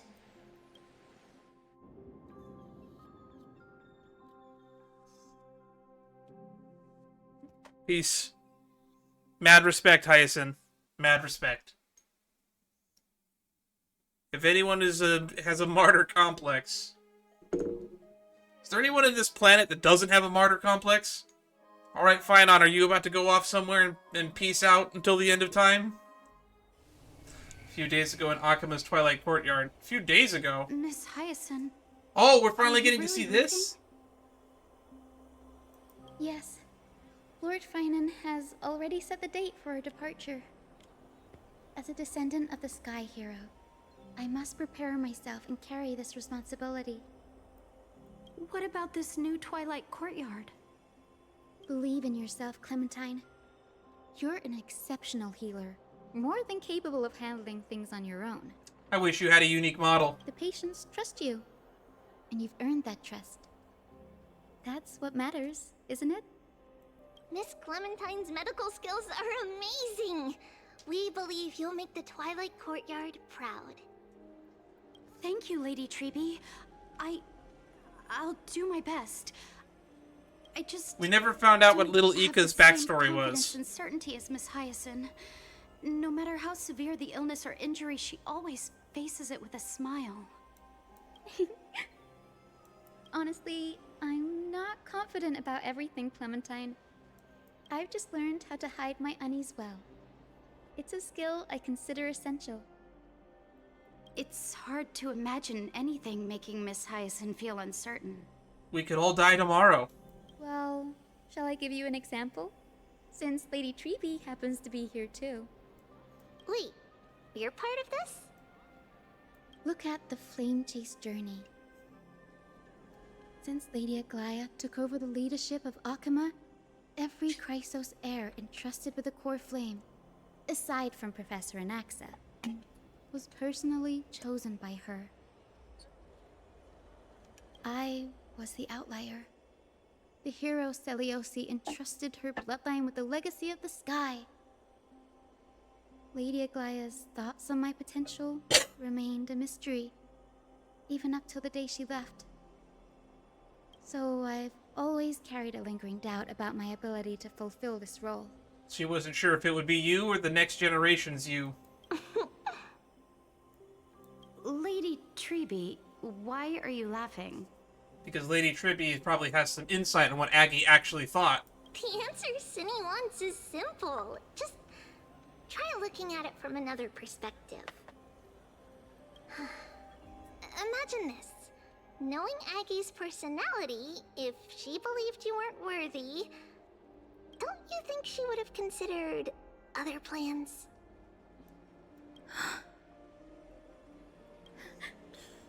Now that I think about it, I feel much better.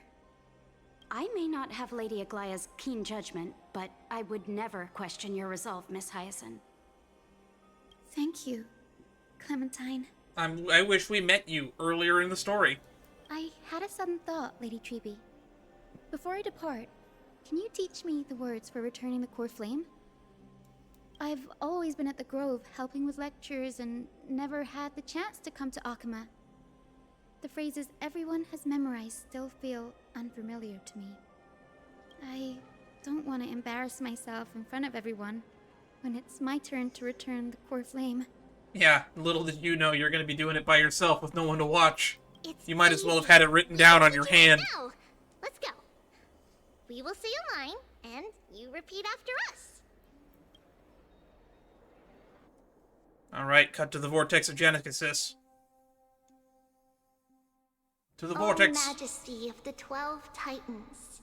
Oh, Majesty of the 12 Titans. O Majesty of the 12 Titans. Pillars of the world. Pillars of the world. Pillars of the world. We seek your divinity. We seek your divinity. Your divinity.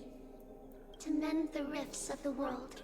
Oh, there we go. We fade past and present. Fill our bodies with blood of gold. And Trinan's here.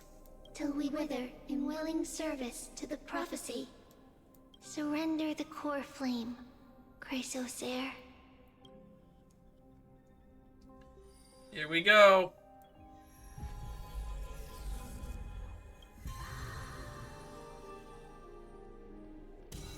$11 out of 12.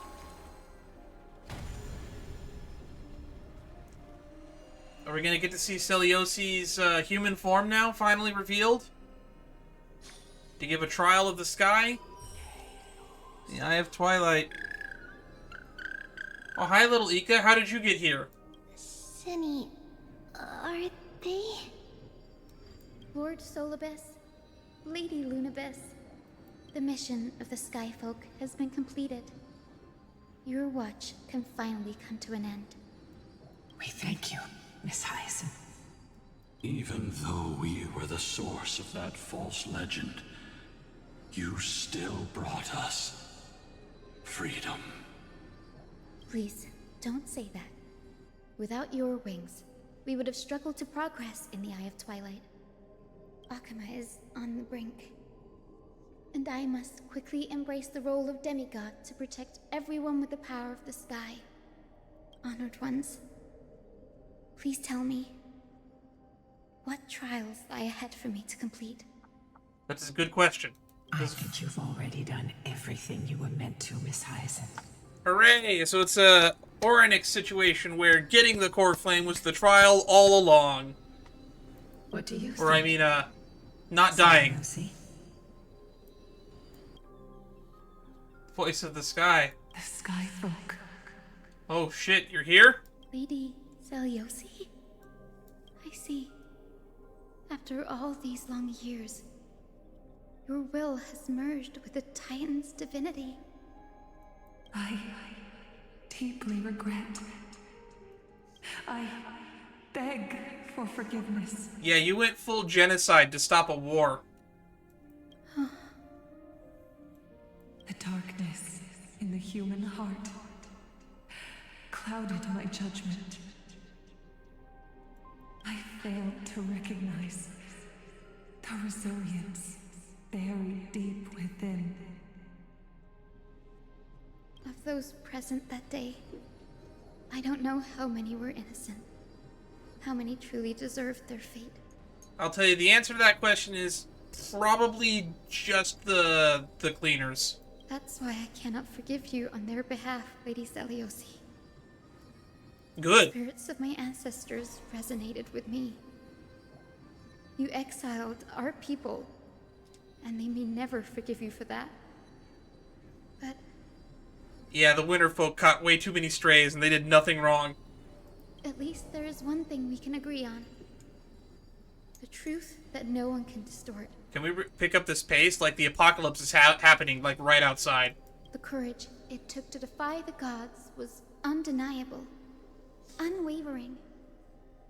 That same spirit now lives on in those who walk the flame-chased journey, growing stronger with every step. Kefali's world flame. You were the spark that set this era in motion, Crispus! Seliose. You were one of the older members, so I was wondering how much of this story do you actually know? An age where heroes rise and epic stories are told far and wide. An age where a flame of hope was preserved for the world.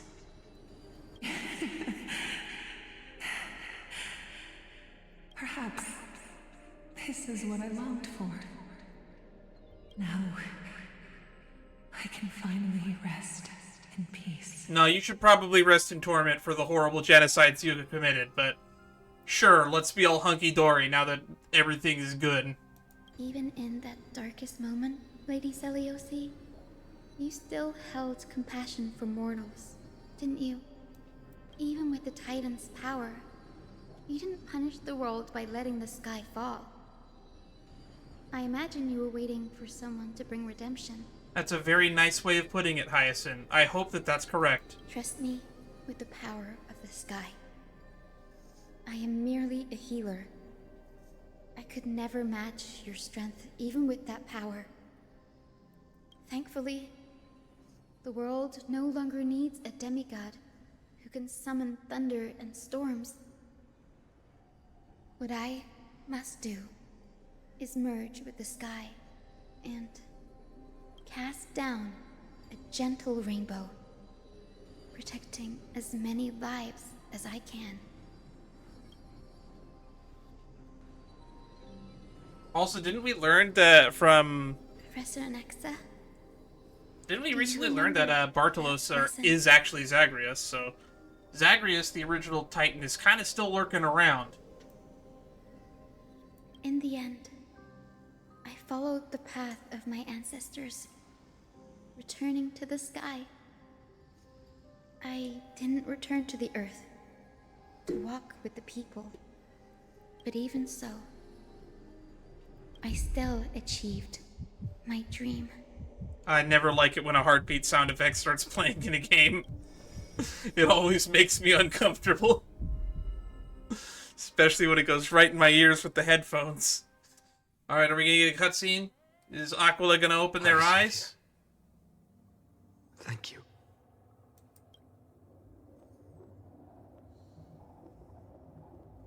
The sky is burning. Akima's dawn has come to an end. Why is this happening? Can Hyacinth fix the sky? Was this not predicted in the prophecy? Tribi would have made sure to warn us if there were any mention of it. Even if Hyacinth takes the divine authority of the sky, she probably won't be able to banish this darkness. Says who? There was a sky that was bright before the Dawn device, and I'm sure with Aquila's power, she can do that. The Black Tide.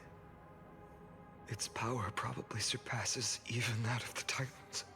Well, Mydeimos can make up for the slack. All we can do is hope she can protect as many lives as possible. If anything, I would assume that she's more powerful than Kefali holding up one eyeball of Aquila. Is this the end for Akuma? No, it'll be fine. Don't give up. We're the ones leading this journey, so we can't afford to lose our way. The unexpected is always part of our journey. We'll stay with Akama until the end, no matter what. Over there, do you see it? The broken structures look like they've turned transparent. I've never seen anything like this before. Could the Black Tide be the cause? I think there are too many things we don't understand, and we don't have time to figure out. Yeah, the whole Amphoreus is a simulation is starting to become a little bit more likely to be true. We can't delay any longer. Let's head down. Hopefully Kefali's core flame is still safe. I'm confident that Miss Cipher will do everything in her power to fulfill her duty. I have a feeling since we didn't run into Kindness, I think she's going to be waiting for us, wherever it's hidden. Lightless Chapel, Dawn Cloud. The transport platform's route is blocked by rubble. Partner, help buy us some time.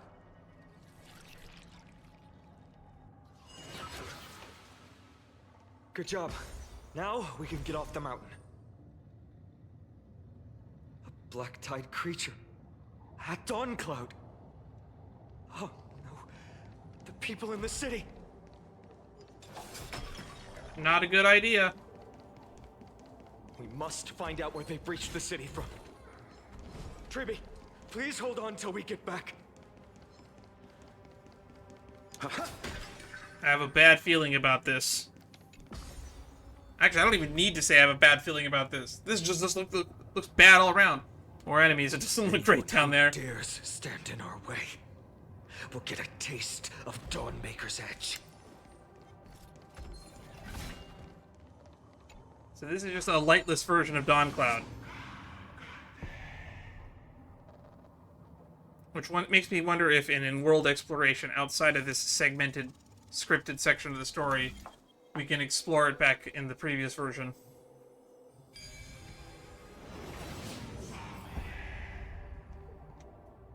Over there! Kefali's core flame is being kept in the center of the council. That's where it's been hidden the whole time? We must retrieve it and bring it back to the vortex of Genesis. Cool, can Dan Hung throw you in there once we get it? You mean... Right. Worst case scenario, we need to be prepared to return Kefali's core flame. If the end is indeed upon us, we no longer have time to investigate the truth behind the miracle. We'll have to trust that Professor Anax's hypothesis is the only option. Apologies, Aglaia. I promised you that I would leave the choice of Era Nova to the people of Amphoreus. But I'm afraid there's no room for doubts now. Alrighty, here we go. Skyfather Kefali, please forgive these ignorant and lowly children of humanity. They are so utterly naive that they think of the golden-blooded heretics as deliverers. Somehow you survive all of this nonsense. This blood-red sky, and the raging flames and demons throughout the land will purge their foolishness. Kindness. Lord Deliverer, why don't you join me in praying to the benevolent Kefali? Cast your eyes on this ravaged land. All of this, sins committed by you, blasphemous heretics. Actually, this was Kefali's will the whole time, but we don't know that. She looks like she's got a screw loose.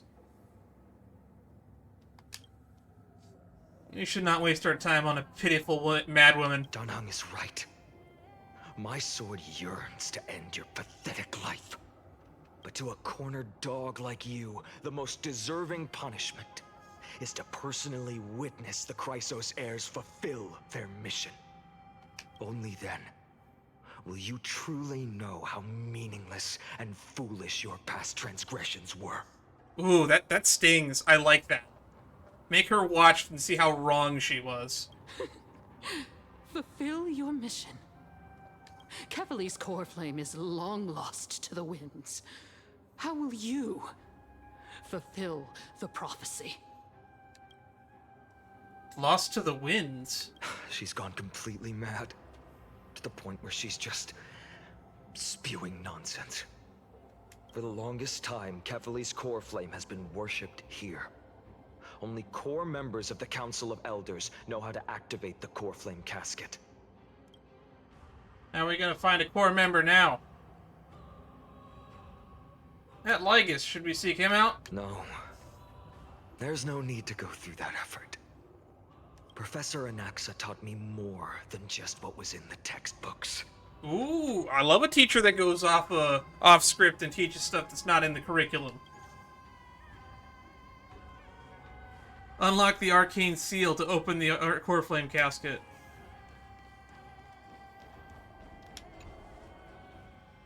During his time at Dawn Cloud, Professor Anaxa conducted surveys in various areas. I still remember the words he used. I hope it works. All-knowing Father who bears the world, please share a glimpse of your merciful gaze with me. Cast down the Titan's fire that hangs at the pinnacle of the world, for your devout creations to behold. Ooh, it's raining fire in the background, I just noticed.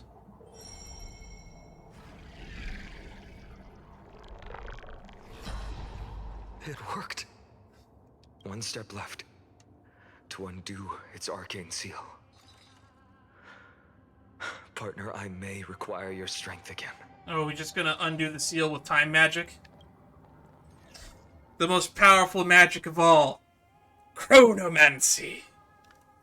Core flame casket used to contain important items, then activated keyholes will appear on the core flame, corresponding key fragments. Key fragments continuously rotate to a fixed place. Alright. If the projection inside the keyhole is green, the projection is correct. The projection outside perfectly overlapped. Hence, some characters' techniques trigger time stop, which the Trailblaze Path of Remembrance and others can simply simplify the unlocking process. Prayer and stop time. Objects that stop time will not immediately return to their original form when rewinding. Process is interrupted. Instead, they will pause in the current state. Frozen in time. There we go. Take the core flame and let's hurry down the mountain. Donahung, can you use the spirit water art again? I've used it up all the spirit water I brought, and... Oh, come on! Just now after we left the Eye of Twilight, I felt the waters of Amphorius severing their connections with me. Is this also a result of the Black Tide? Looks like all we can do is sprint down the mountain. Isn't the way you get to Dawn Cloud, you have Kefali's body hand you over?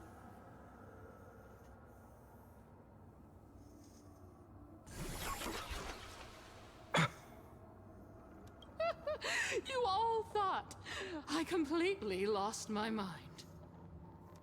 If the core flame was never tampered with and has always remained here untouched, you all think I wouldn't have the power to take it away?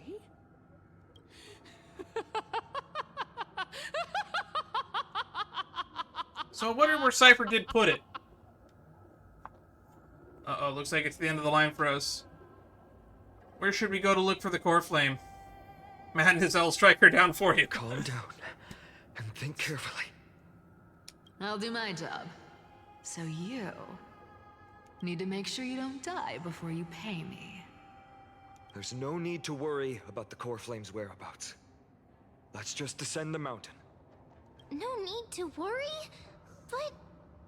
Before setting off to defeat Aquila, I entrusted Miss Cipher with the task of protecting Kefali's core flame while we were gone. By any means necessary. If the core flame isn't here, that means she must have done something to it. In other words, she fulfilled her duty using her own means.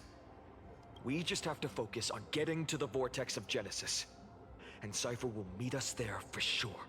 Ooh, about that. What if something happened to her? But if she wasn't successful? Friends, we have no choice other than to trust her. Fair point. Let's go. If the nearest ritual basin is 10,000 paces away, then what we have to do is to run in that direction and hope she meets us after 1,000 paces. If she doesn't show up, we will keep going. And trust that we will see her at 2,000 paces. I got it. I got it after the first 1,000 paces. 3, 4, 5. Okay, you don't have to hammer it in anymore. I already understood. Resolve all the way. Until she shows up in front of us. With her usual rebellious attitude. I understand.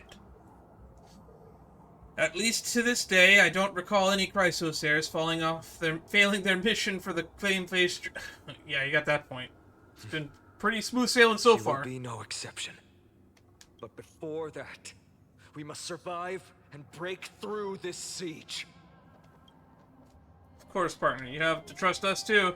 Another apocalypse, been there, done that. I'm glad that I stopped last stream right before the boss fight. Because we definitely would have not been able to go on for a few hours. Receive divinity. Eternal sleep. The dead return!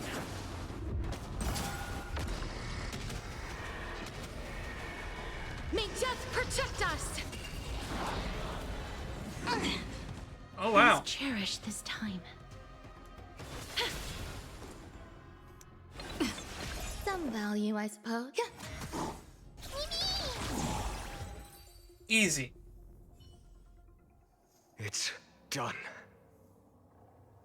Let's go. Fine on.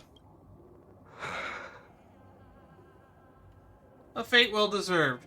She was a formidable foe to the end. Her actions may have been deplorable, but... I feel like we'll still see her again somehow. As a cleaner, she was willing to absorb a millennium of identities and memories for an objective that hasn't changed in that time. I suppose this is also a form of extreme but twisted resilience. I'm surprised she wasn't scheming all the way to the end. Let's go. It's time to leave this place. Everyone, can we run faster? I've got a bad feeling. Leader of the Cleaners fell to an eternal slumber, her death so peaceful that it fomented resentment. Perhaps at the distant end of the West Wind there will be just law that can convict the sins of infesting this elder's soul. Yikes. To the bitter end. Just gotta get to the end. Dawn shine at the world's end. Man, Hyacinth's sure taking her sweet-ass time. Everyone! Look, behind us!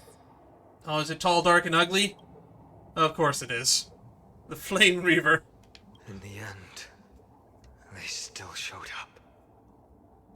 Now's not the time for a fight. I agree. I've been waiting for a chance to face them head on. But not now. If we take the fight here, then lose, the consequences would be irreversible. Come on. We have to get out of here.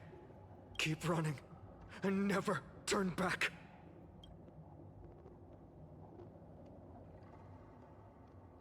Oh, look, he's gone. If I just pretend he's not there, he won't be. Let's wait and see. Giannis' hidden passage. We have to use it to cross the Therapsine Lake. Yeah, that makes sense. Because we can't use Kefli's arm to take us there like, they will catch up to us Legus sooner or did later. it.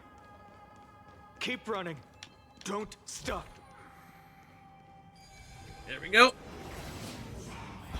It's him! Lord Finan! Hardly worth mentioning. What in the world happened? Of course he just cuts us off. How did they... Dusk has descended as ordained. Clones, illusions. Nothing but cheap tricks to help you hide in the shadows. The sky has returned to its rightful place. This world must be reset. What are they talking about? Return to the Great Dream? The end you seek is also the miracle of Genesis. If so, you should be standing alongside the Chrysos heirs. Why do you hinder us, Flame Reaver? We never actually learned what you call yourself. Dusk has descended as ordained. Yeah, you already said that. Must reset. Just give up on talking sense to them. It's time to show off the fruits of your training. They keep repeating themselves. If words won't work, then we can only express our resolve with our blades. Nah, fuck that. Let's just run past them and ignore them. We shoulder the fates and futures of too many people. We will not fall here! Ooh, full cutscene.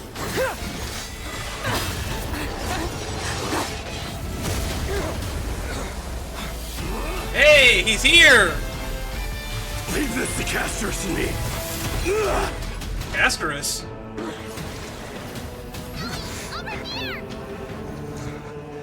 Go! One last Yanis gate.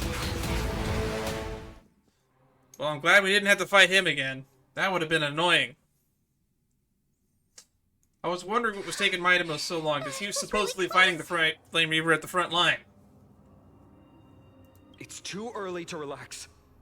The Flame Reaver is a master in the art of deceit. Even Mighty may not be able to restrain them. I never thought I would leave him alone on the battlefield twice. But now isn't the time to be thinking about this. Yeah, we gotta get to the Vortex. Tribia didn't follow us. Does she intend to stay above to help Myde? Can you still run? Of course I can. Protect us. Sky Father, save us. He ain't listening. Someone is calling for help over there. The black tide creatures are threatening the people. We can't just stand by and watch. Let's end this quickly. Okay, more combat. That rainbow barrier. Some value, I suppose. Oh, is that Hyacinth's power? Existence is unity. Every petal in life's garden, all will be swept away by the wind. I'm on it. We can do it! You chose the wrong enemy. Please cherish this time. Wiltier.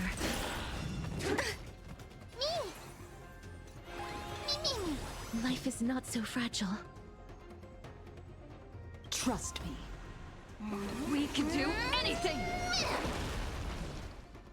As you wish. Embrace a new life.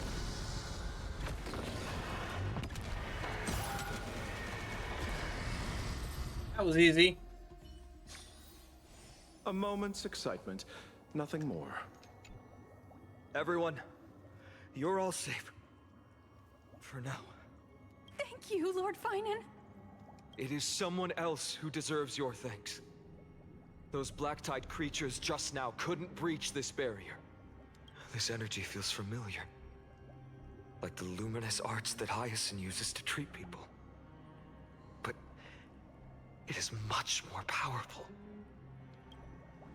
Looks like she did it. Yeah. Yeah. I still don't know why she couldn't just turn on the sun. Citizens, my companions and I can't stay long. Before reinforcements arrive, please do not step out of this barrier. This is a miracle left by the demigod Hyacinth. Please trust her conviction.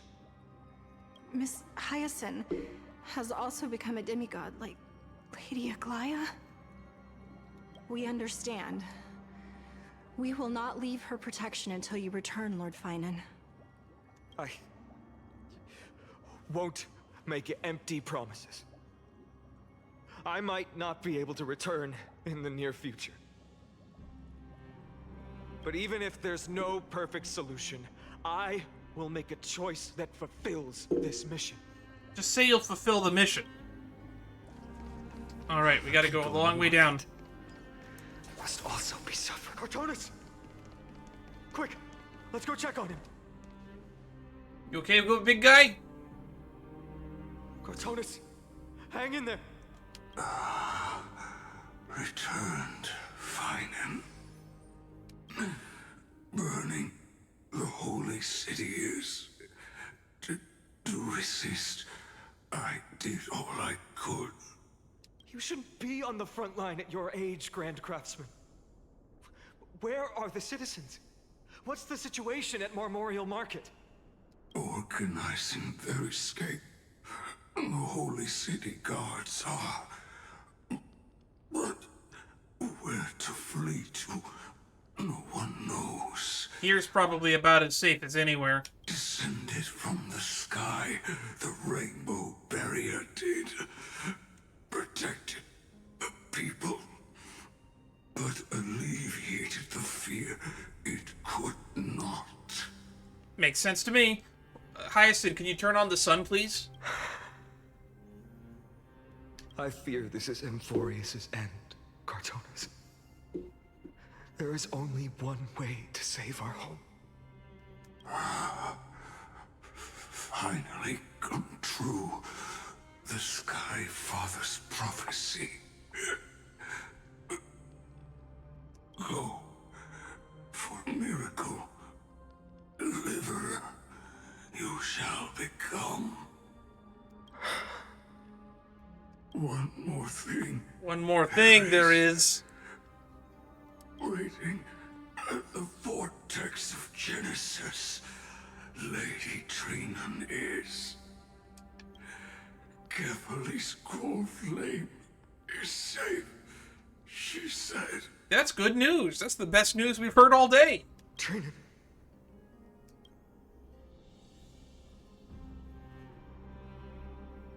Black Tide creatures, prepare for battle. The situation is... Leave them to me. The monsters. Don Hung, can you get this one? Technically only Finon needs to get to the end goal. We are kind of expendable. But... Died. I should have kept me here. The power of the rainbow light did. But if destined, inescapable death is, why not leave behind some glory? What do you mean your death is destined? By whom? You've been forging nothing but glory your entire life, old friend. For others, and for yourself. May you never see the slightest glimpse of war in the New World. Farewell, Grand Craftsman. God, now this is sad. Let us depart. To the Chrysos Air's paths. Man, we should have put these little sacred chalices in more places. These hands were not meant. They forged weapons. At least they could have held one. But if to protect the holy city's future, they are needed. To the final moment, I will fight. You're a real one, Cartonis. Cartonis said that Trinan had news of the core flame. As expected, Miss Cipher did not fail her mission.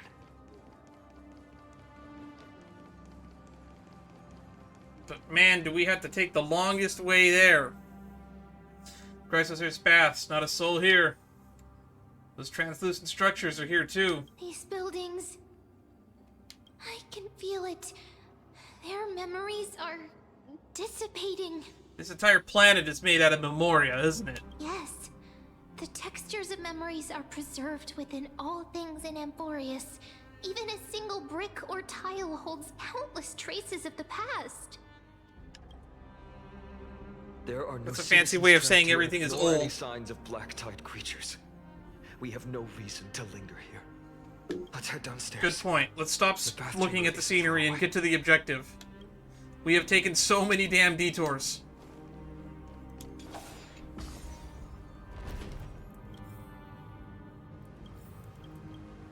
The bath's waters are converging, sorrow and despair in ways I can barely comprehend. I'm getting a vague sense of foreboding here. Thank you, Don Hung. Thank you for lightening the mood.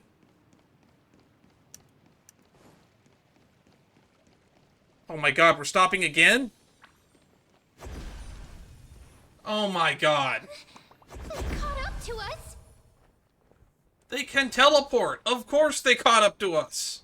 Don't tell me that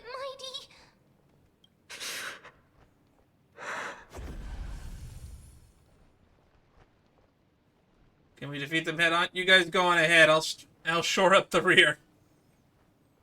No. Fine, on take Can to the Vortex of Genesis. I will stay here and hold them off. You see, this is what I hoped that you would do to protect our Cartonas. Dunham, you...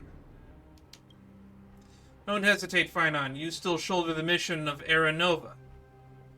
We don't know if the Flame Reaver has any clones up ahead. Can stay close to Finon and keep him safe. Amphorians often speak of destiny.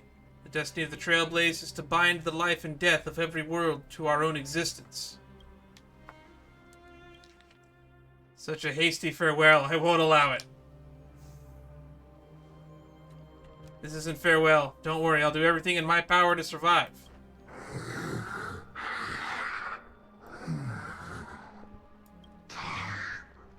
Running out. Yes! We can see that. Will be reset. Go. You better keep your word, Don Hung. Oh my god, VA. You cannot die here. Yes. Yes, you cannot.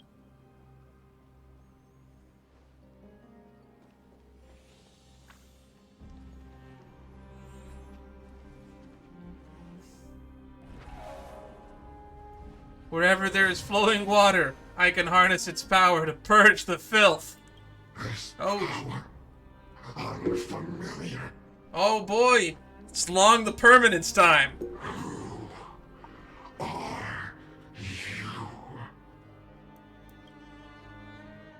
Even if we were just a passing traveler, I would not hesitate to lay down my life and protect the unfamiliar world beneath my feet.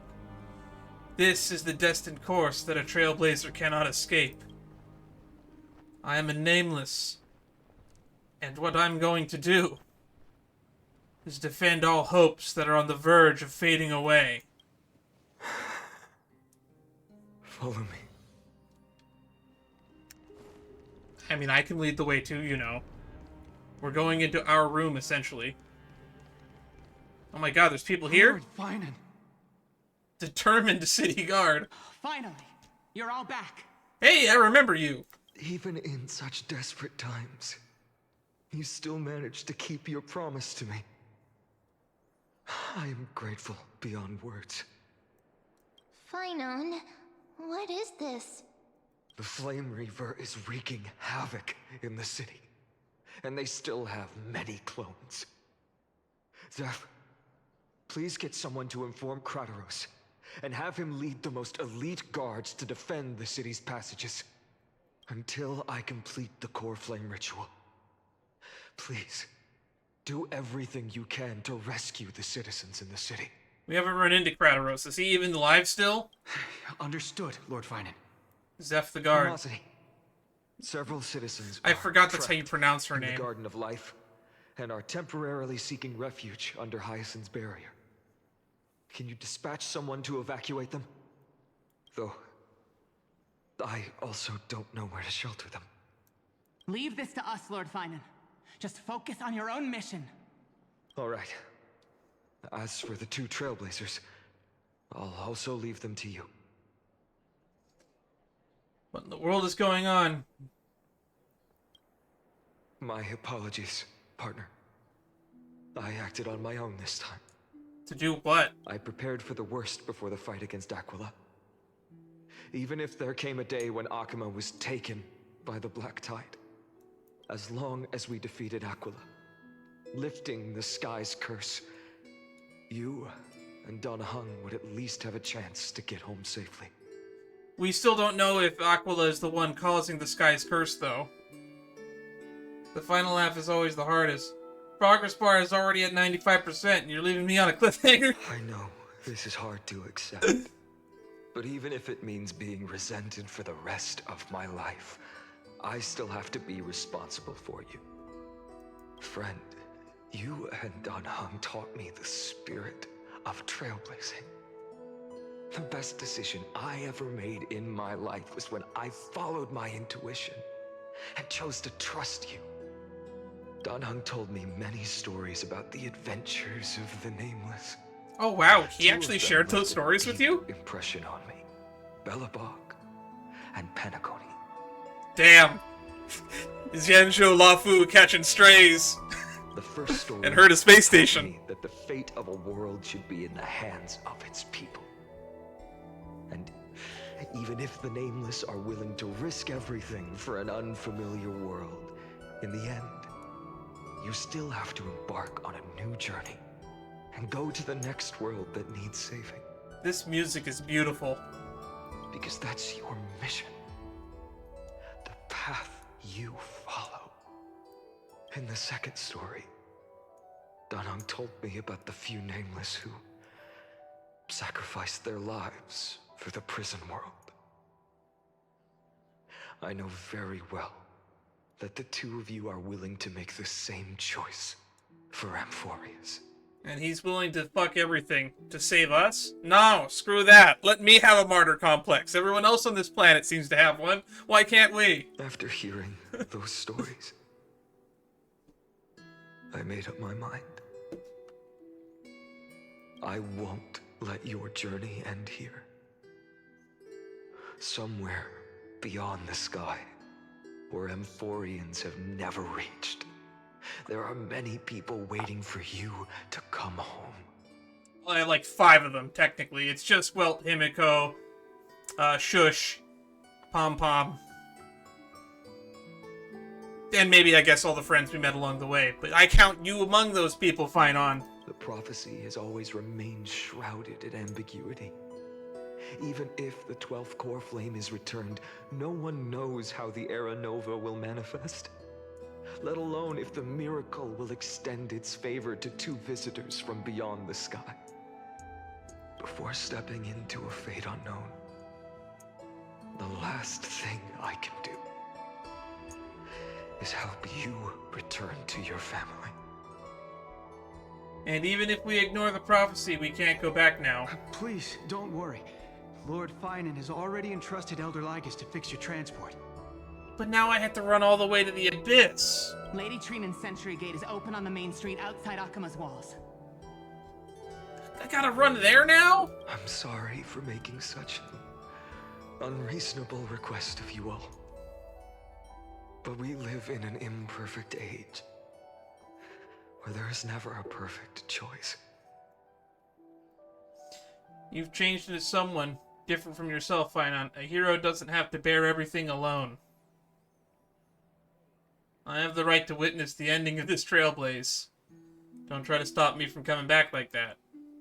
Every one of us has the right to make our own choices. If you can't accept my decision on your behalf, then use your choice to open up a new path. That's what you're best at, right?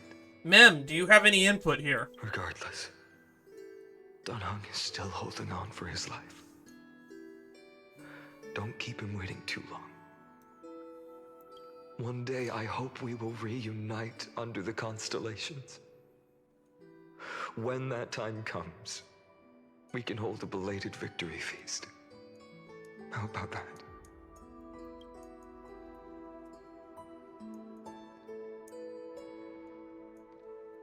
The spirit water has dried up. Blast. Why is nothing going right?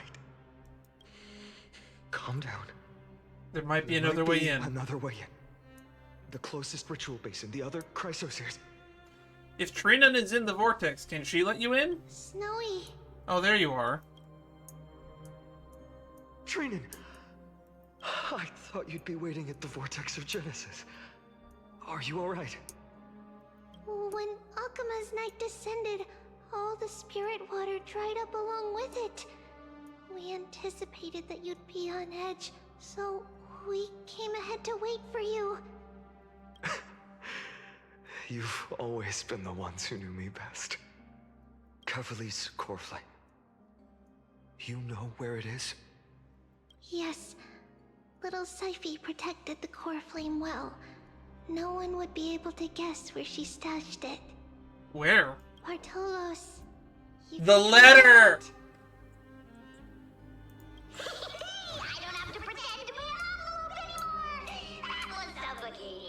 Oh, that's even crazier.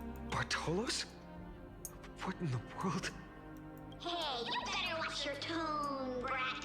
That core flame that the entire world is after is currently nestled in the depths of my bottomless tummy. You ate it. Why am I not surprised? This certainly was unexpected. I mean, when we learned that Bartolos had it, it meant that he was holding on to it, he ate it, or he buried it somewhere. Your reaction's too composed. It's completely different from what I was anticipating. Bartolos, Snowy still doesn't know the truth behind Akuma's eternal daylight. Oh, you know the secret? You're right. Well, then you'd better strap in and listen up, brat. That girl Cifera spun a grand lie that deceived all of Amphorius. She tricked all of you into believing that that giant ball on Kefali's back would cast light over Akuma forever. Not just that. She even managed to pull that dumb ascension trial and allowed me, the great Zagreus, to survive!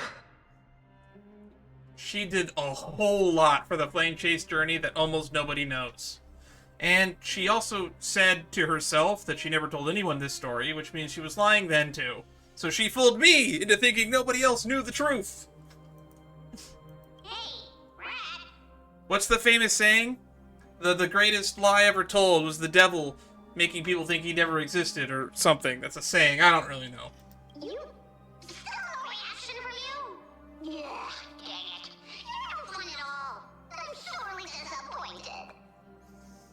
So for the last 1,000 years, what maintained Akuma's eternal daylight was not Kefali's miracle, but Cipher's lie, woven using the divine authority of trickery. But now, the lie has come undone. Which means... Cipher has met her end. And also, I still don't know why Hyacinth can't just open Aquila's eyes or bring back the sun. Maybe remove the fell sky so that the light of the stars could shine in? Well, you didn't guess wrong. Cifera has already passed, and all her lies have scattered to the winds like ash. But you just said you, Zagreus, relied on Cipher's lie to keep living. If she is already... That is a good point. I didn't think about that. Guess you're not as smart as I thought, Pat. Don't forget, I'm one of the 12 Titans of Amphorius. And this core flame in my belly, is it not the core that maintains a Titan's life and divinity? That's a good counter. I don't actually have I don't have a comeback to that. So, you're going to hand the core flame over to us? Just like that? Just so. How about it? Let's hear some groveling gratitude, huh? Why? In the myths, Zagreus was the most cowardly and shameful of the Titans. How much are we supposed to mean? There's almost every legend that I've read in the lore about Zagreus' myths, almost all end with saying, is it true? It could be a lie. Hey, stop slandering me with those fabricated tales. My pursuits are far greater than one measly life.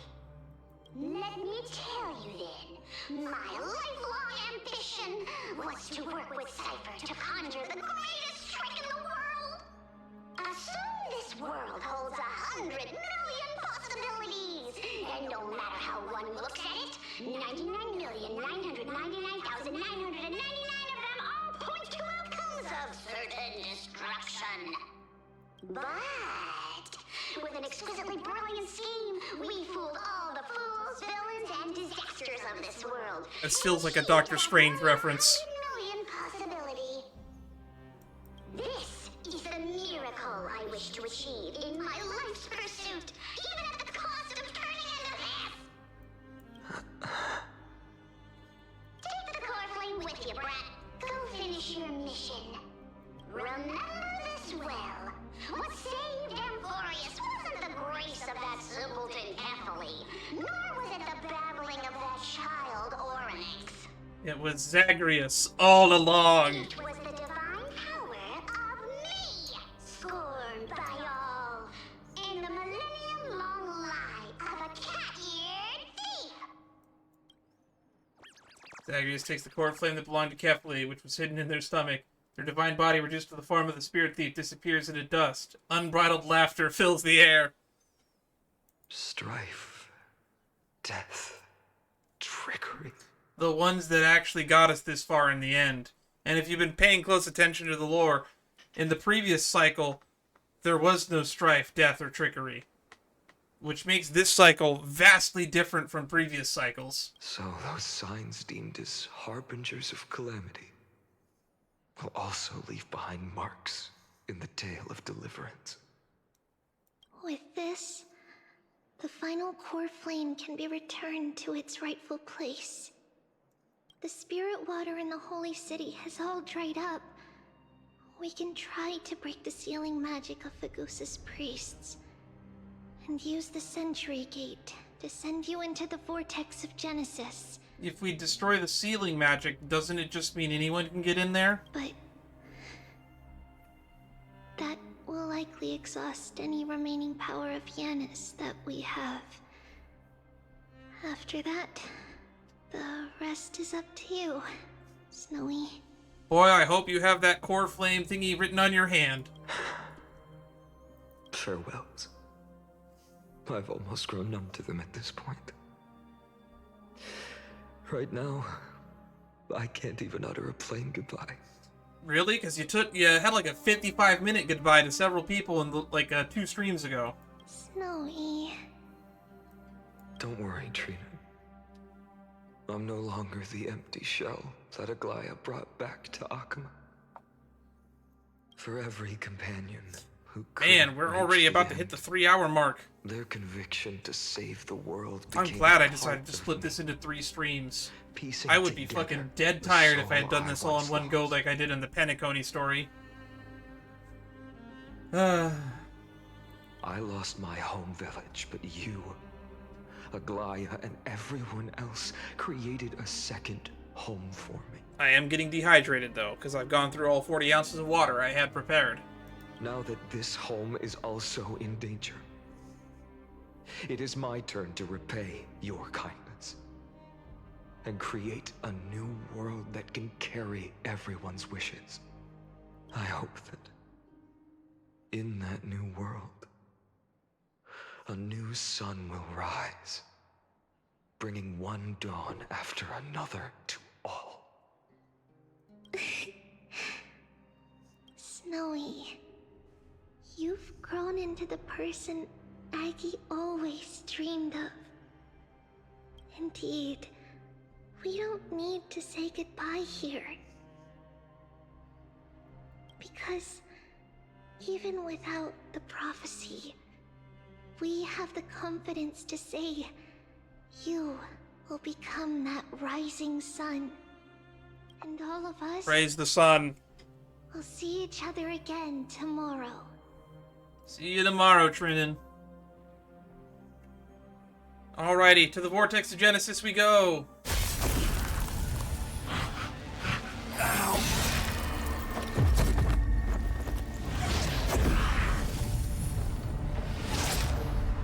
Man. All shall bid farewell to one. All shall... I forgot about that one. All shall bid farewell to one. Alone will witness the miracle. John Hung! Such is destiny.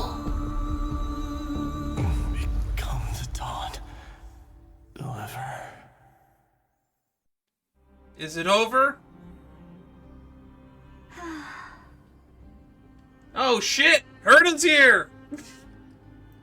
burning skies, shattered statues, corpses strewn everywhere. What a mess. If this is what the inside of Amphorius looks like, it's truly shocking. You know, corpses don't linger around for that long, which means that they're probably fresh. To be honest, I was initially skeptical. But right now, I'm starting to see your point. Are you still talking to Lygus? Screwy. Screwy! If that's the case, Herta, do you now have enough reason to believe my conjecture about the true nature of Amphorius? Screwy figured it all out already. Let's not expand on that topic just yet. That Intellitron, Lygus, was it? He's not completely dead. That was probably a fake body. Something behind it is still defying us. I must admit, even if both of us worked together, it wouldn't be a simple task piercing through its defenses. For now, we can only observe this world as bystanders. Oh look, there's some cleaners even here. I knew we should have brought Stephen along. I told you to bring Stephen along! No wonder the Garden of Recollection wants to work with the Astral Express. Without the power of the Trailblaze, it'd be impossible to unearth this place's secrets. But in the end, the garden emerged unscathed, and it was the Nameless who got burnt. Curiosity definitely killed Aki. That big guy over there, the black ball spewing meteors, you think it's got anything to do with the Lord Ravager? Probably. Alas, without sufficient computational power in the stream projection, I am unable to analyze the path energy. Damn it. No shortcuts by having the smartest guys we know tell us. Suggestion. The immediate priority now is to find the whereabouts of the two Nameless. Research priority on the destruction can be lowered. Every second counts, before that Intellitron's preventative measures kick in. All right. Stop making a fuss. How many times have we collaborated, and when did it ever not end in a perfect outcome? Why not add another mission objective while we're at it? The card-playing memo keeper told me that the frozen Trailblazer girl might just also be trapped inside Amphorius. That makes sense. If time allows, I will also investigate March 7th's whereabouts. Herta, do you hear that? A wave of desperate cries from the heart of the mountain city. The lives there are undergoing intense suffering. Conclusion. The butterfly has already flapped its wings, and an impending storm closes in. The Nameless are important allies, and you and I have matters to attend to, Herta. I beseech you. I beseech you. In moments when a choice needs to be made, one must not be distracted due to personal interests. I concur. Of course I know that. Fate really is a game of dice, Screwy. Who'd have thought that thing once sowed chaos across the cosmos, causing the Intelligentsia Guild to splinter and disintegrate? It wasn't until I cracked the solitary waves theory that its lingering effects were put to an end. Are you talking about what I think you're talking about? Are you about to bring up the anti-organic equation? Yet, in a forgotten corner of the cosmos, one slipped through the net and remained operational. And it was this machine that eventually became the cradle for the birth of a certain Lord Ravager. It's gonna be Iron Tomb, isn't it?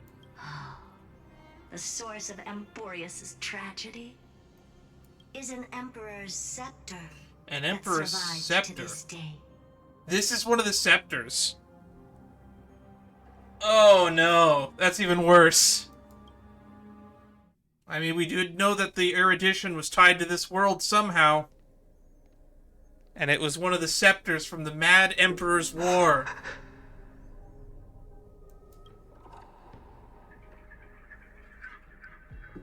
This is what the world looked like originally. Man, Amphorius is a simulation, starting to sound like it's correct. And what are you doing here? Also, Finon's name is blank. Answer my question, Lygus. Ah, another hero has arrived at the Vortex. I can no longer remember how many times this has happened. The author of each epic, as the prophecy has foretold, stays their pen at this point. Just like each cycle of the extrapolation, in accordance to their primordial design, ends here. Alright, now we're getting the big lore drops. No need to panic, Lord Farnon. I stepped into this space purely for one purpose: to witness the prophecy's miracle of Genesis. You've never expressed interest in the Flame Chase journey. When my companions and I ran, bled, and sacrificed for the core flames, you never so much as lifted a finger. He's also never lifted a finger to oppose it either, I would like to point out. He has remained ever neutral. An indifferent observer. Damn An centrists. who's neutral till the end. Why would you suddenly express concern for the Chrysos Heir's mission? He didn't say concern, Finon. He said to bear witness. When that lone swordmaster left everything behind, plunging into a sea of madness, I was on the shore, listening. Oh, he knows the Flame Reaver. The mighty Lord shed his armor, filling the crevices of the earth with his iron bones. I was on the mountaintop, gazing down. He's been here for the last 2 cycles, so that confirms it. There's been at least 2 cycles before this. Across 1,000 years of the Flame Chase journey, I have witnessed the ardor, resolve, division, and unity of the Chrysos heirs with mine own eyes. Do you actually have eyes? Just as you were all born to shoulder the guidance of the prophecy, I too have bathed in the gaze of distant stars, have seen the deepest, darkest of destinies.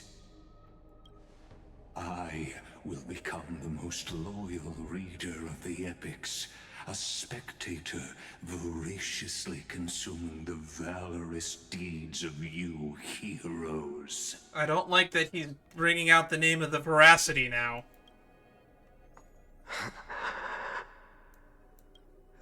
Gaze of distant stars. Lygus isn't from this planet, isn't he? One day you will understand, but not now. At this moment, please disregard this observer and finish what you must, Lord Finon. Alright, that's enough from the peanut gallery. Finon, time is of the essence.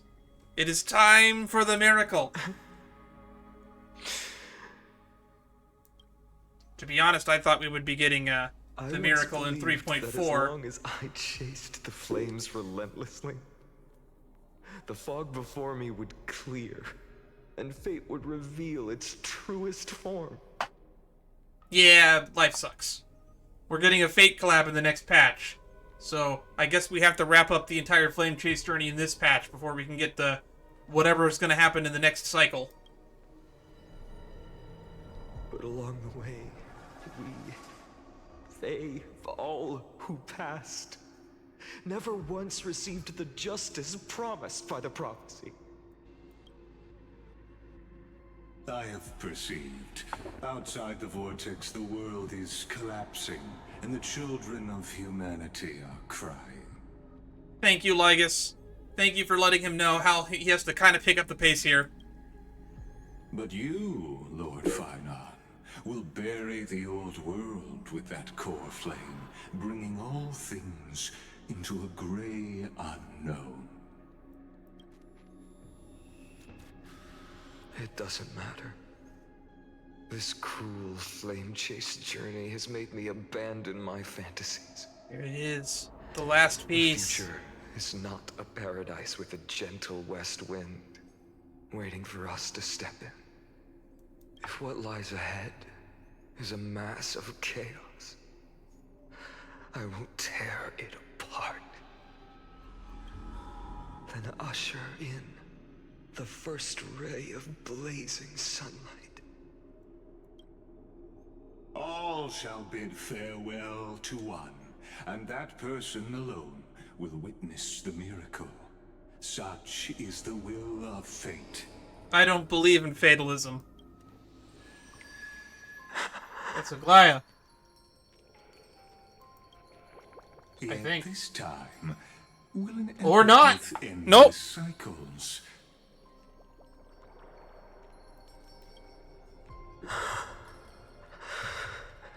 Is it you?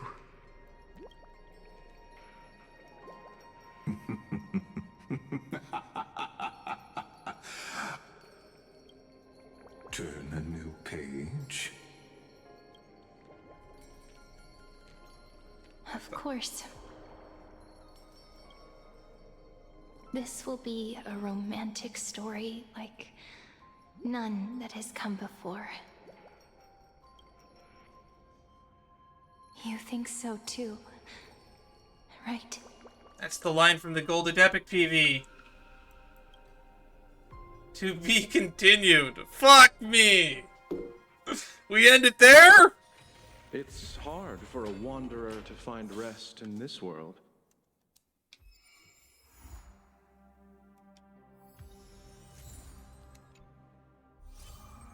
Nameless Recollection. Where all endings begin. Finon's message. If it was Mydeimos standing here, he would be wiser and more capable than me, right? After Aglaya departed, these words couldn't stop the echoing in my head. It was something I couldn't escape from, and also something I absolutely refused to utter. How could I be worthy of my comrade's allies' trust? What right have I to stand upon her shoulders and guide the others? These questions remain unanswered. But there is no time for doubt. My first enemy, the Dawnmaker, must vanquish the hesitation and sorrow that have shadowed me thus far. That's why I resolved to aid you during your return, even if it's incomprehensible. Even if this means I must impose my will on you. I have to see it done, because the promise of the Era Nova is unclear. To you who came from beyond Amphorius, its influence cannot be predicted.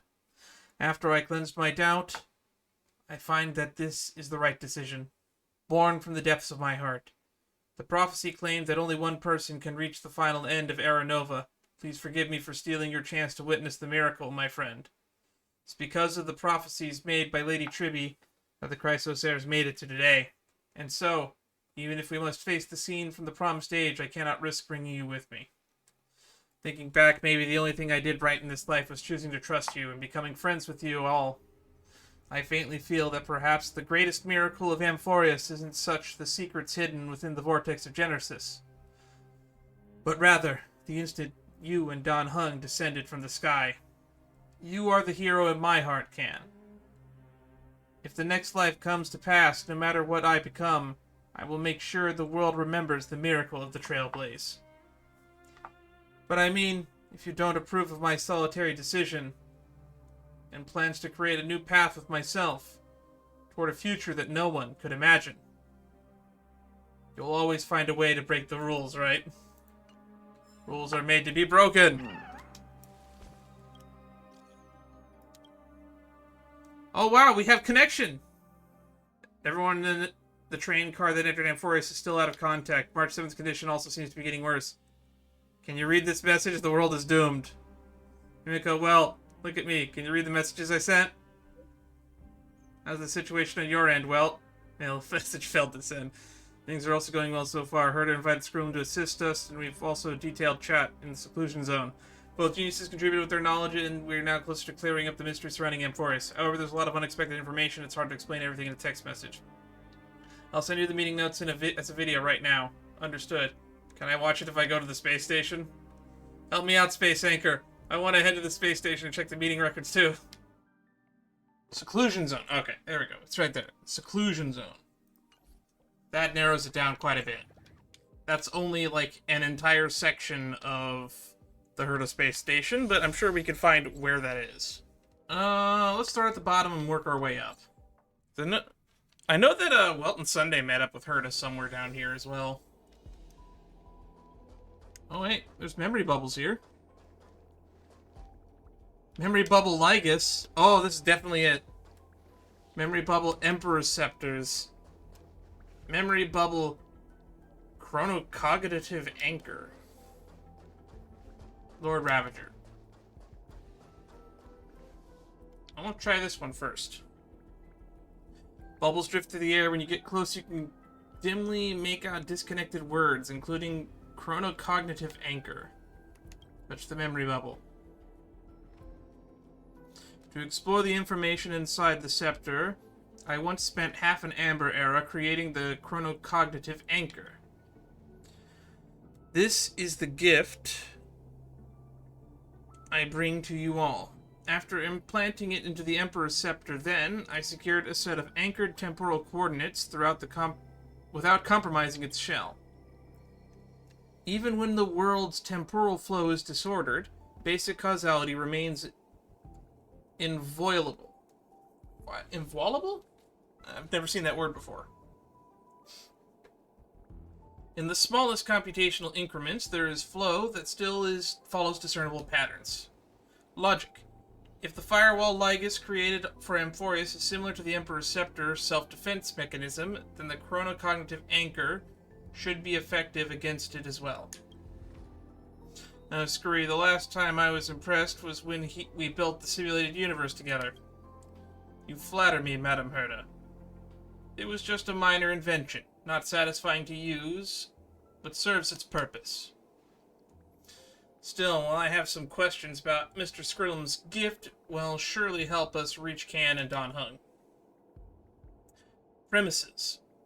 We have a temporal coordinates of those two brave nameless, and the chronocognitive anchor actually works on Amphorius. The first is easy. I've seen their residual memoria in the firewall, which work perfectly as reference points. As for the latter, well, there's only one way to find out. Okay, so that's how they plan to get me and Don Hung off the planet. They're going to use the chronocognitive anchor. Let's look at the Lygus one. Bubbles drift through the air. When you get close, you can dimly make out the disconnected words, including Lygus. Based on Madame Herta's account of that Intellitron named Lygus, has also been bathed in Noose's gaze. Having such an entity guarding Amphorius will likely make our plans extremely difficult to execute. Fear not, I've come prepared. We'll fight magic with magic, and science with science. Beating machine brain with machine brain. I appreciate Madame Herta's confidence in me. But before we delve into this discussion, there's something I must ask. Madame Herta, did you actually enter the world of Amphorius? Mr. Skrullum means that the Amphorius you entered, Madame Herta, might have been a cognitive barrier constructed by Lygus, similar to the power of harmony. Manipulating my cognition without my awareness, that might be beyond even an emanator of harmony. Screwy, are you saying that the world I entered was just a firewall? Precisely, and I fear it wasn't a simple firewall at that. Amphorius uses space as its first barrier. For Madame Herta, crossing this barrier is child's play. However, the second barrier is time itself. That explains it. Madame Herta mentioned observing traces of the two nameless in the world of Amphorius, which appeared to be both residual memoria and data materialization. Which means that at various moments, Kan and Dan Hung's paths have overlapped with Madame Herta's. On the bright side, this at least confirms that they landed safely and made some successful progress with their trailblazers. Yeah, landed safely. Let's just assume that.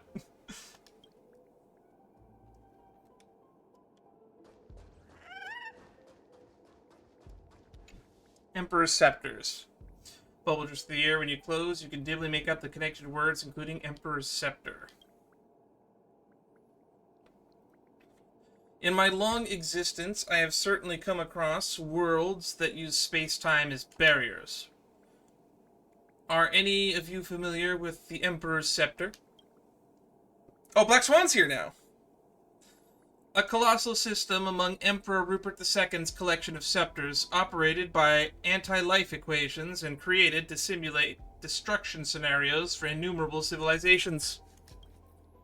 Even amid the scholars' strife, when other scepters were depleted of computing power, none dared employ such ungovernable erudition weapons. They were either sealed forever or cast into distant stellar abysses. Screwy, where did you come across such a sinister artifact? While exploring the origins of inorganic life across distant border stars, I found one that had escaped detection. Even though its operator had perished in self-coronation, that scepter continued to function. Terrifying computational tides surged within it, yet not a single ripple escaped to the outside world. To protect its extrapolations from the external disruption, the Emperor's Scepter secluded itself in a concave space and deliberately warped its internal time flow. The world inside the scepter gradually descended into madness after centuries of extrapolation. When I attempted to peer inside, I nearly had my logical components disrupted by those insane data entities. Conclusion: should that Emperor's Scepter extrapolation run amok, it might instigate another calamity driven by inorganic life. Consequently, I devoted 2 amber arrows to disable it from without. Deduction: Amphorius' actual identity might be a lost Emperor's Scepter or similar erudition construct, while Lygus may be its operator, or perhaps another Rupert hidden from the world. Lygus might be Rupert III. That's actually a fun thought. It's hard to imagine the madness within a scepter that has been extrapolating for over 100 amber eras. So the Amphorius is in fact a simulation. It is a world created by an Emperor's Scepter. That's some confirmation right there. And then the Black Tide might just be a doomsday scenario that the Scepter is coming up with. This is good. I'm glad that I found these. Lord Ravager. Not long ago, Fooley's gaze swept across Amphorius. Combined with the intel Madame Herta gathered on this journey, Amphorius might soon trigger the rage of a Lord Ravager. Lord Ravager Phantilia, we confronted her on the Xianzhou, and later gained some relevant information from her. I wonder if the destruction is secretly brewing behind Amphorius comes from the renowned overlords like Zephyro, Selenova, and Iron Tomb, or from one that is still unknown to the world, like Phantilia. Whichever one it is, when it erupts, countless lives will surely be lost. When you look at it that way, Amphorius might just be a safety box. Might be a safety box after all. 3 forces at the Emanator level or even higher. If they were to come to blows, it would be far more explosive than Chadwick's bombs. Yep. Multiple Emanators going at it could end civilizations for sure. If that's true, wouldn't Can and Dan be in extreme danger in Amphorius? In any case, we must reach them somehow. Cloud computing resuming. Read the meeting minutes of the geniuses studying Amphorius. Well, that was fun. Back to you, me. Well, that would be the end of the episode normally, but we are still under 4 hours, so let's look at some As I've Writtens. Let's see how many of these we can finish. Hey, Can, still awake? This is the second time we've met up so late. You really shouldn't keep doing this, you know. Right, it's actually midnight. Memorial Day is over, people. It is now 5:27. This is the second time we've met so late. You really shouldn't keep doing this, you know. Well, you only caught me twice. Insomnia is not something I can control. Maybe I'm too young. I've never had insomnia before, so I don't know any tricks. I'll have to ask around later. But it's okay. Tonight I'll stay with you until you fall asleep. Will that help you a little?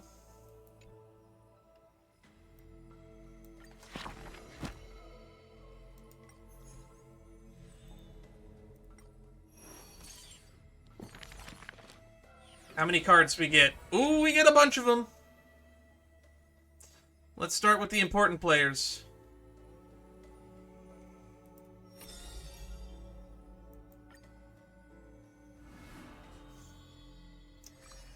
Three, Thief in a Human World. If every single scar equals a coin, then the girl, always pursued, would be worth her weight in gold. I don't like the sound of that. Deception, theft, and night heists. But her nerves failed her when it mattered most. Which was? The girl clutches meager loot to her chest and escapes, muttering curses, bearing her pain. You're supposed to play music on a lute, not clutch it to your chest and do nothing else. I know, that's the other kind of lute. I'm making a joke. We're head on. I definitely win next time. She always longs for the coin of Whimsy's blessing and creed. Yet the coin in the air always suddenly disappears, as if in reply from the Trickery Titan.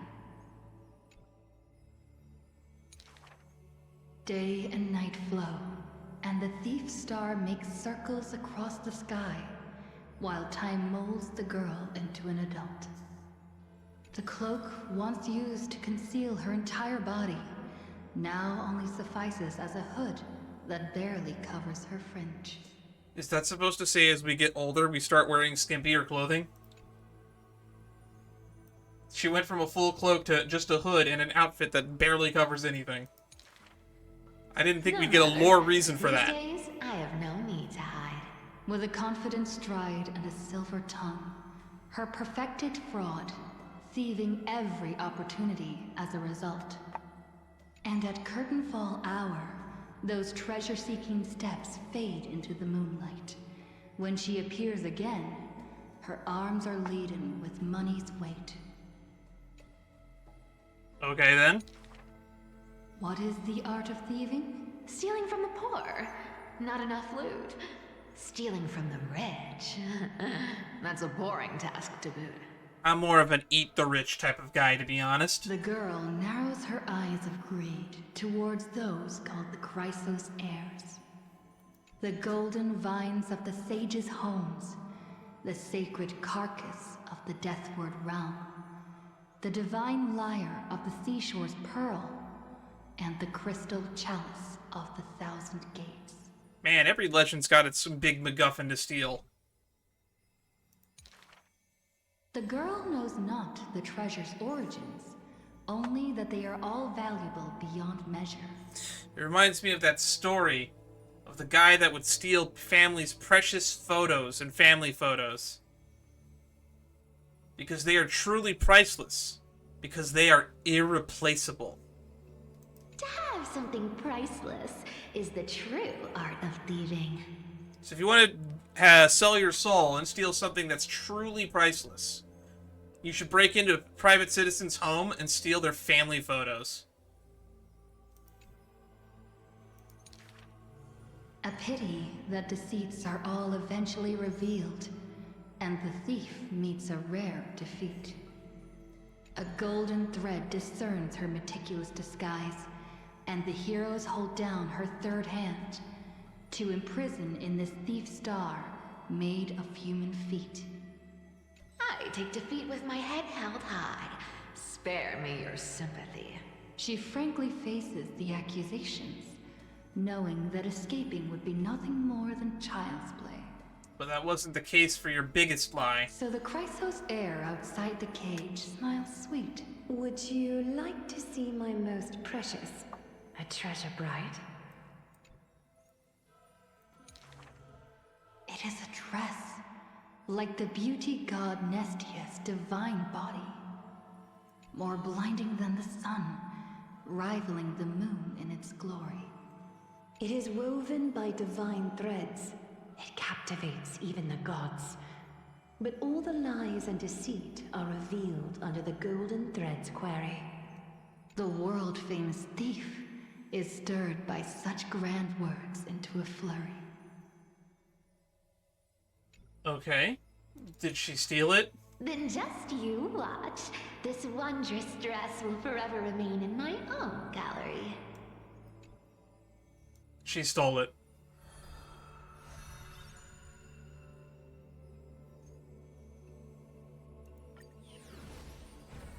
So we know that they're probably going to get more of these.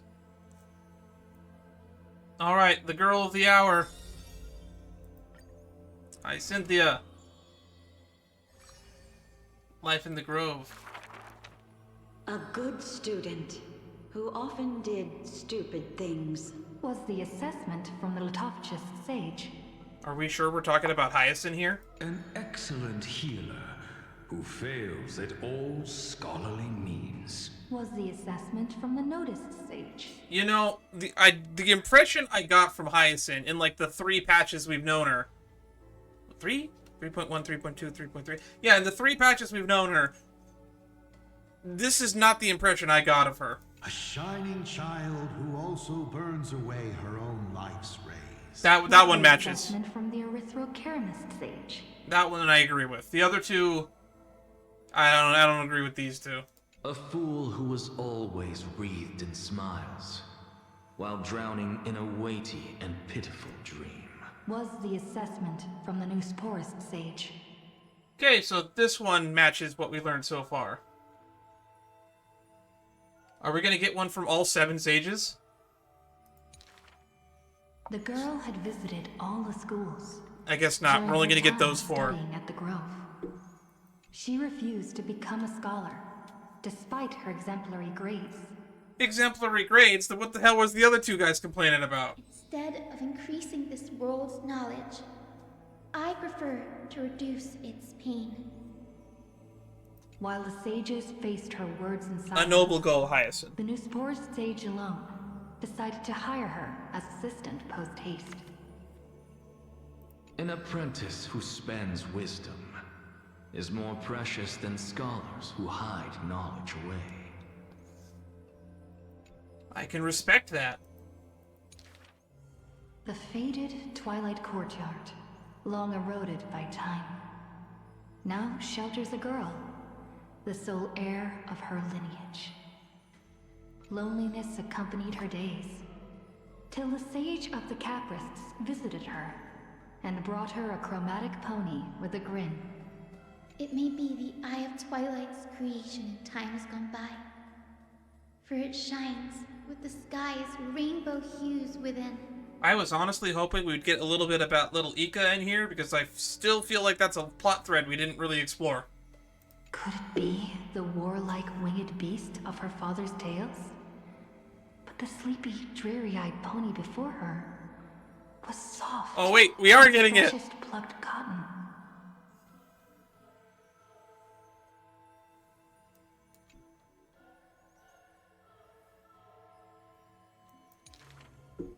The girl still took this gift, for from the little creature, she smelled the scent of clouds distant. So she was just given Ika. I would have suffered more accusations. The Newsporism sage says in admission, the scholars coming to deliver arguments and reproach, often stopped before the door, not coming to fruition. For the girl before the door soothed their blazing anger, like the soft clouds, gentleness in cumulation. Do you know what sacrileges he has committed? The girl muddles her answers, yet her heart knows in full admission. Like you and me, he too wishes to heal all of this world's afflictions. The girl treated ailments. I'm glad we're getting some more insight into the relationship between Anaxa and composing her Hyacinth. medical treatises into tomes.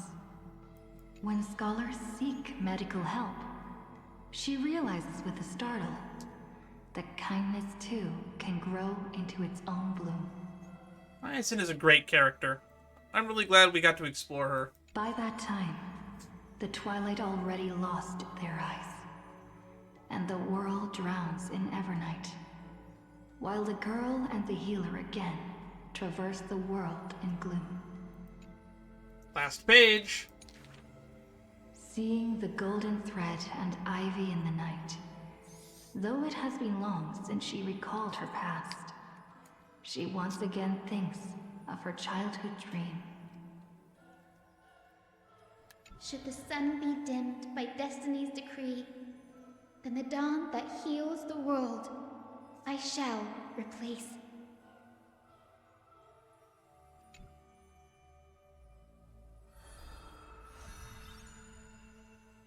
Well, that was indeed a beautiful story. It answered some of the unanswered questions I've had from the main story. But I still have more. It didn't answer them in the level of detail that I would have liked.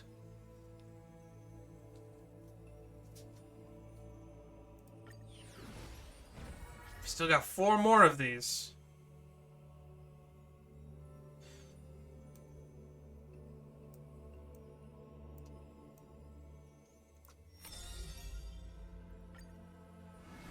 Alright, Anaxa.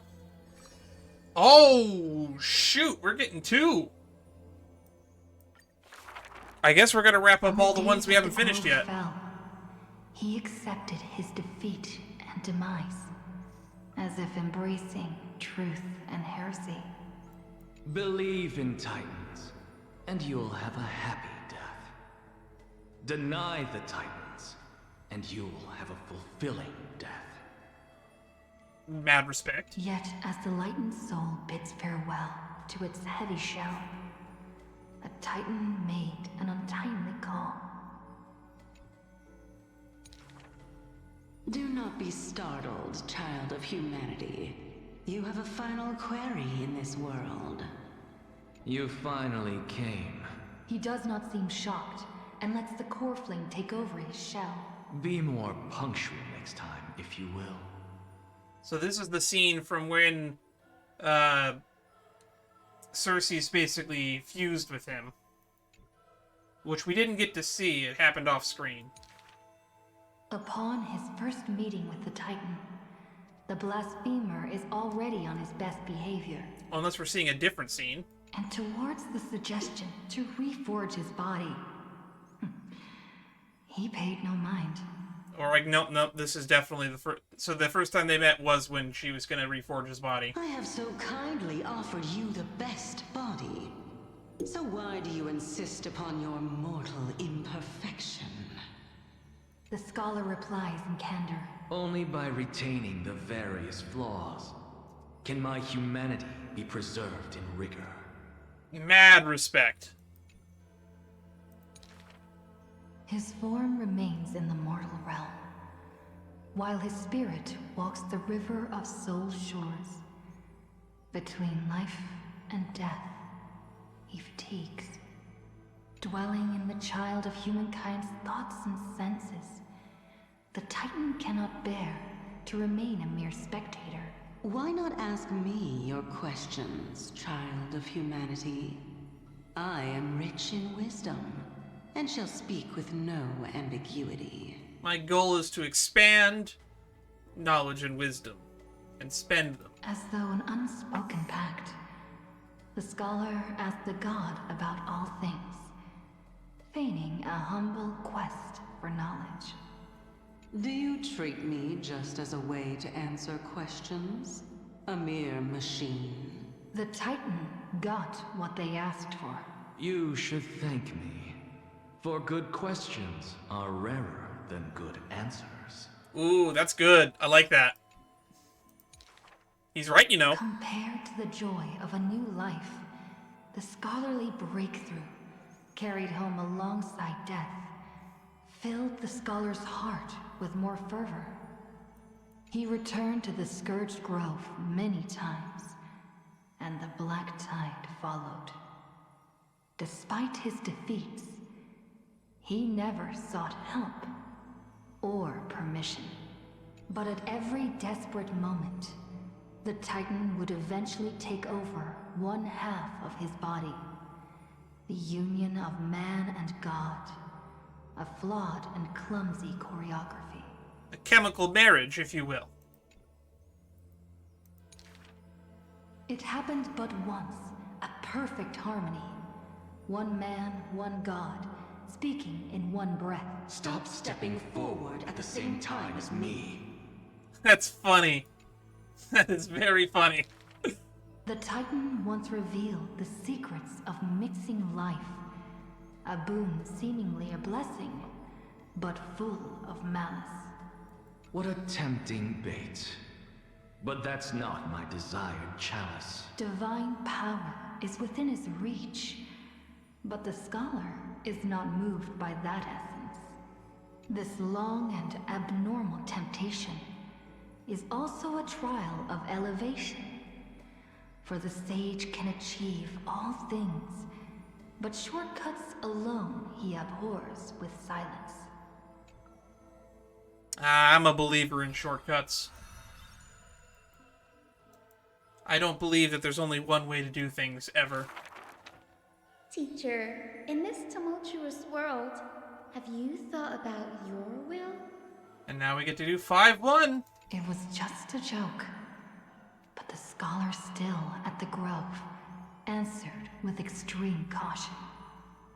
He has much to say about his posthumous affairs, exhausting all, fearing the smallest omission. Teacher, could it be that you fear death? The assistant asks in concern. It was a question needed, yet he gave no direct reply. Philosophy is the inquiry into death. That sounds like a direct reply to me. I've always considered myself a philosopher. I'm not. He doesn't answer it direct. He doesn't answer it, but he gave a direct answer.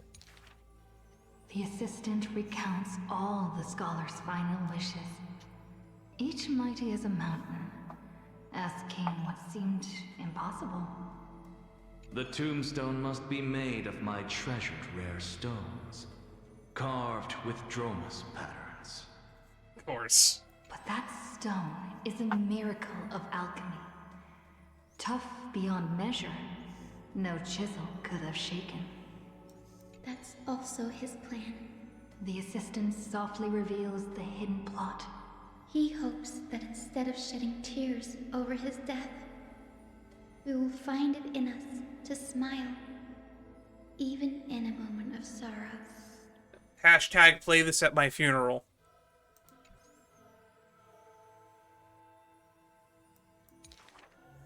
It's rumored that in the depths of the grove, the scholar left a teaching ingenium, imitating himself to the utmost detail.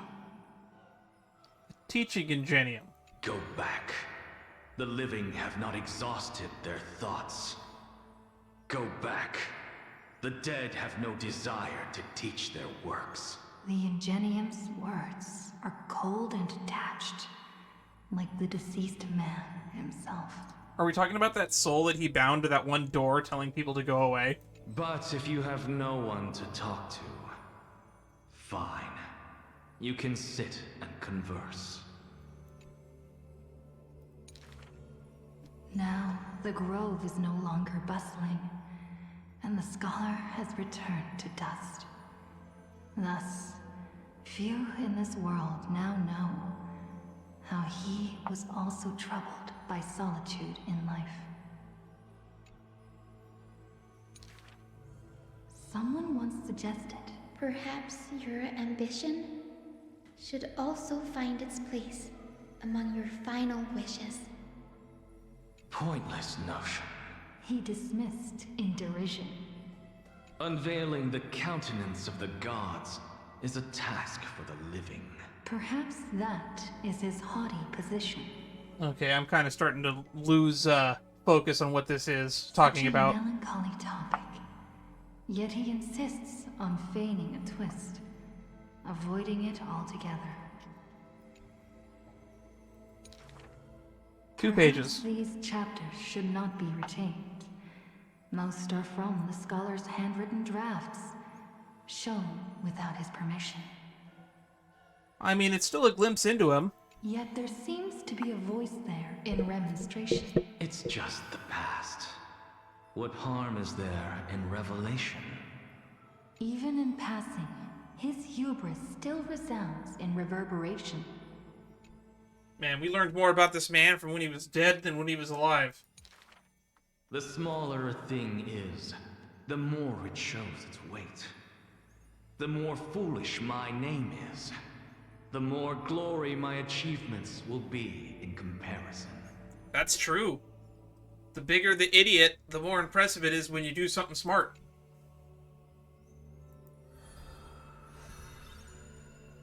The demised scholar.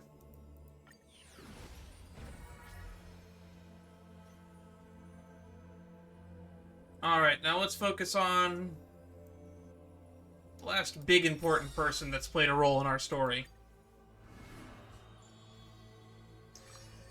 She who passes through doors. Oh, I get to read. The solemn council is still filled with clamor. Future's destiny still whirls in discussions of candor. To discard the city and save oneself, or to chase the flames that waver. None knows the choice that would lead them to the place better. I fear. How can mere mortals defy the gods? I worry. How can mortal bodies reforge the world anew? I suspect that the prophecy is simply a rumor. That one would be me.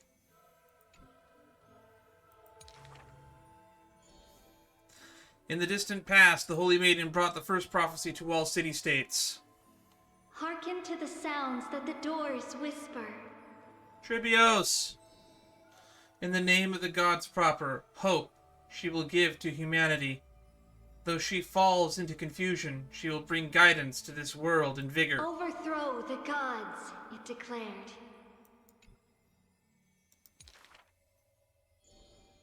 On the previous journey, she will always remain aware. The Queen of Laws lifted the flag to chase the flames' flare. The tripartite prophecy guided all world's heroes, all who dared. And building a new world was their oath of yesteryear. The earth roared for them, the tides surged for them, the scales of destiny shivered violently, then slowly calmed. The core flames of the Titans rested here, while the blood of companions congealed over there. The child led one hero after another to their end, but no end awaits her, no rest to prepare. Teacher, do not hesitate. The Weaver of Gold brushes aside the child's tears. The world still walks on the path you indicate. Prophecy still stands, even if the actors, now different faces wear. Restore the core flames, it declared. The solemn council is still filled with clamor. The future's destiny still whirls discussion of candor. Hey, we read this one already. To stop right there and seek peace, or to continue work continue a work still unfinished. None knows the choice that would lead them to a place better. Stop. We only wish to live life as it is, no more. Cease. Our achievements already stand tall. Rest up! We only wish to live in peace and prosperity.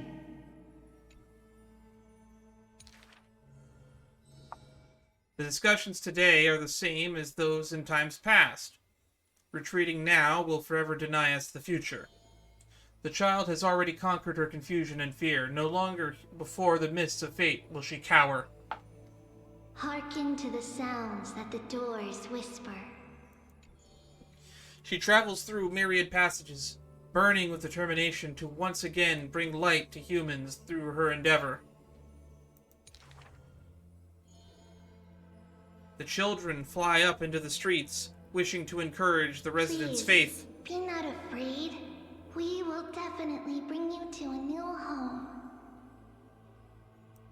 Lady Treaty, Lady Trianne, please, don't cry. Do not worry. We trust you always.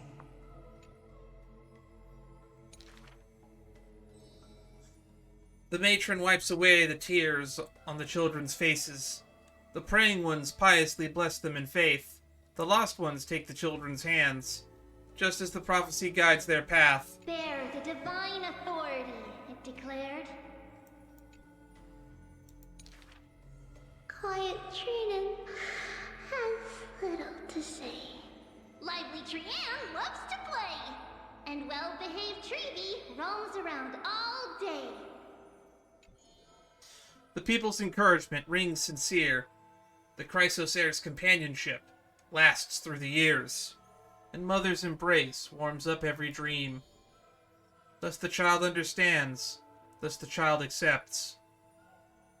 Though countless farewells on her shoulders weigh, though destiny's blood dries like clay, there will always be passageways filled with warm sun's rays that silently open to them in future and past days. And from them a voice says, Forge miracles, it declared. The drawing! Oh, I'm gonna tear up.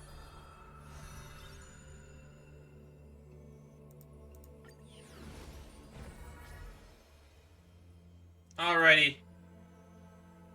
Let's save cast for last. We got Mydeimos. Number 5, Light of Glory Unstifled. As always, to perceive the man's fury, one must do so 7,000 paces away. What does that mean? The Kremnos he guards is once again shrouded by mist.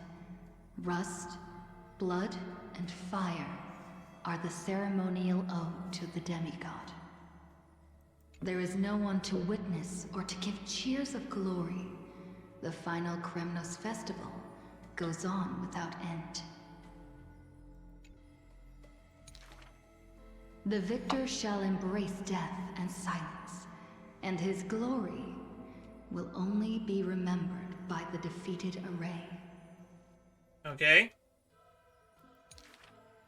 For that man, laws and seals no longer These ones are have short. meaning. War and battle never cease for a single minute, each passing day indistinguishable, morning and night entwined. We get it. He fought day and night. Is there anything of importance in this? The corpses pile up. I guess not. Filling ravines, forming mountains strong. He carved time with peak's edge and counted the fleeting years by fires of war.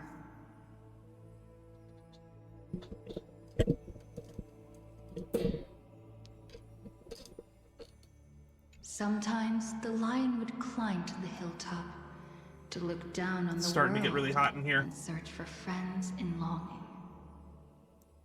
The distant heavens and earth stretched vast and boundless, but their endlessness felt ever more remote. Like Nikador, he cannot escape madness's clutches.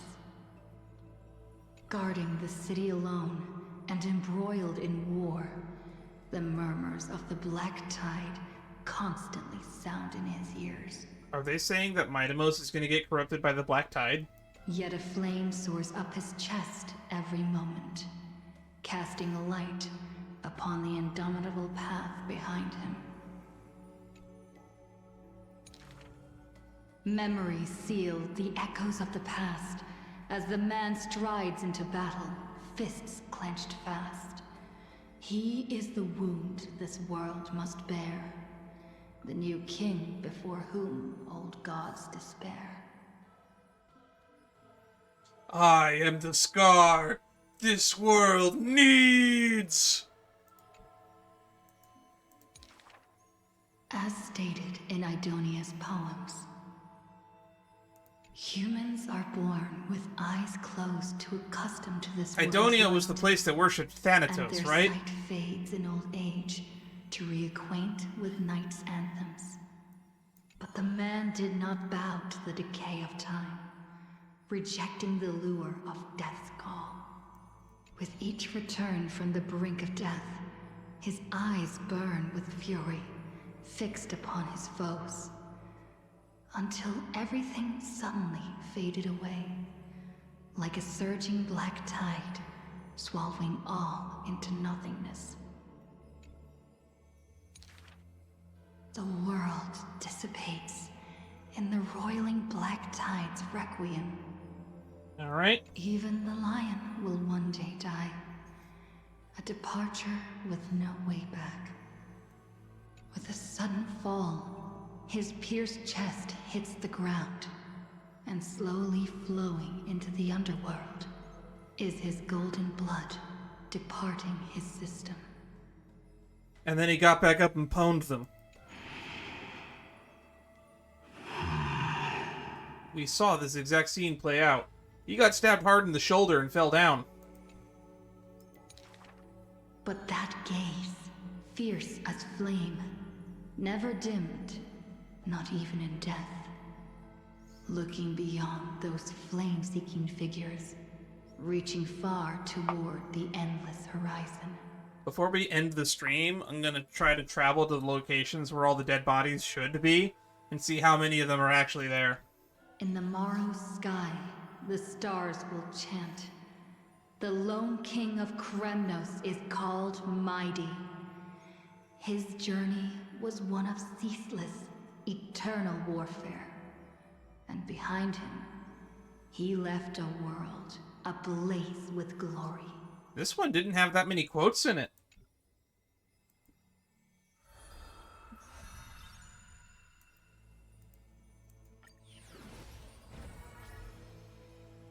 One of my theories is that we're going to end up going through a cycle at some point, and we're going to use this book to reshape the world instead of what's his name's I guess Finon has never even been revealed to be his real name or not, but their memories.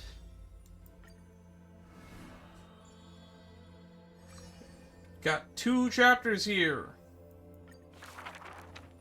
The 2 girls frolicked in the wheat fields, fleet as doe deer, making ripples in the shallow puddles and pools clear. I feel like we should have gotten these in 3.2.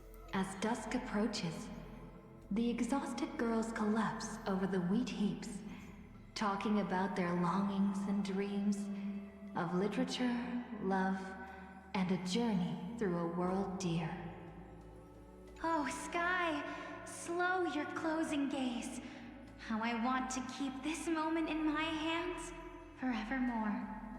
I think that there would have been better opportunities to give us these as I've written instead of just like dumping them at the end, but I feel like they should have given us a nice gap every now and then where it's like, okay, 2 days later the story continues. On that day, the breeze was warm and gentle. At that time, death was soft and fair. The broken-winged butterfly falls by the window, bringing with it a scent of melancholy. The girl looks outside. The golden wheat fields rolled endlessly, stretching to the horizon. Holding to the chair, she tries to stand, only to find her legs trembling and feeble. Oh, are we finding out how Polixia ended up in the wheelchair? Don't worry, Polixia. Her older sister whispers beside her ear, and on her sister's shoulder, the girl weeps mournfully. And time thus becomes silent, painted with sighs only. I didn't even think about that, how this story started with them running through wheat fields, and I forgot that one of them's in a wheelchair in the present. When hearing the healer's diagnosis, the girl remained deathly still. Her eyes were already drained of tears, and her heart a wilted grave. Every time she has something on her mind, she would tilt her head and look outside. Her sister follows her gaze, seeing a barren field turned by wind into a desolate gray expanse. My wheat fields! Till one day, when the girl looks outside, she sees a dash of dark blue, most brave. I just had a thought. If there was no death in the last cycle, did people eat meat? Do plants not die? I feel like this might be an oversight on the writer's part. It's a flower my sister planted. Like the torrential river of life, it pours into the depths of her heart. There was not much on those 2 pages. Antela. Even in the Netherland, it's rumored to thrive. You are the quiet in my heart, amidst the chaotic choreography. That seems to be its floriography. Well, that was a really dull read. When the days are warm, the sister would take the girl on long journeys, through the flower fields, gazing upon rivers, napping amongst the grove. A discussion hearty. After I die, I want to become an Antela flower, and become the quietness in your soul. A thoughtless word from the girl. But there's no death in this cycle. Her forehead most dainty. Do not speak of dusk when you have yet to see the dawn. Dew drops from the petals as wind pulls on the leaves, and the 2 of them sit in quietude. The girl asks for the means to tend the garden, and while her sister sounds Still have one more of these to read. Her heart is relieved. But the concern is well-founded. The girl tripped and fell into a mire, her gaze directly into the eyes of death. In that dark pool, bottom unperceived. That is a really dark and vivid description. I've been the weight upon my sister's wings.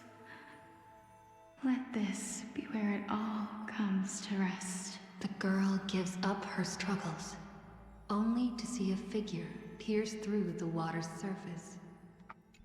I won't allow you to walk through the dusk alone, or enter the night of no reprieve. Her sister sobs without end, and the girl has to gently hug her and softly relieve. And then, this distant memory turns bleary, difficult to retrieve. Where are we getting these memories to fill this book from anyway? That one is memories from the previous cycle. Next act.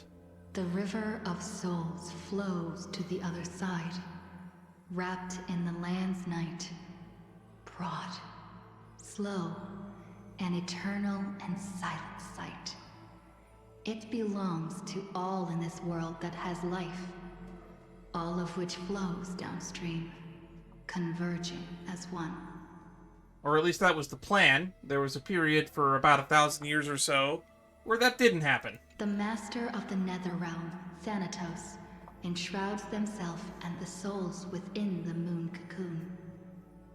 The dragon, born from the cocoon, carries the girl, soaring upstream the river of souls, defying its eternal flow. And this is the story of Castorice. This is what happened to her and how she ended up in Styxia. Their connection flows tighter than blood, and the key that opens the netherworld's gates is the sisters' selfish plight. Back then, the boreal winds cut through to the bone. Back then, death was a bitter and stabbing fright. In the Netherrealm, without an earth or sky, a flower named Antela blooms, its beauty witnessed by but one soul. The one and only person lingering there. You are the quiet in my heart, amidst the chaotic choreography. The younger sister scores through the blooming Antela fields, never finding that promised dark blue sprig. She silently made up her mind. Death, leave all your dark nights to me, and save the dawns for her. The younger sister gazes at the moon cocoon high above, and plans a trip to the mortal realm, a distant flurry. This is how she came to the decision to revive Castorice, I guess? A bard once sung to musical notes. Do not turn back. Oh, do not turn back. The long hand of shadow will retain the dead behind their gates. I feel like that's an homage to the story of what's his name who went to Hades and back, and if he turned around, he would lose his wife's soul or something. The giant dragon born from the moon cocoon willingly offered itself as the enduring barge up the River of Souls. No need to turn back. Oh, no need to turn back. That price had long been paid for you by someone else. The dragon lowers its long neck and places the girl on its back. In slumber, she will unknowingly greet the dawn of her rebirth.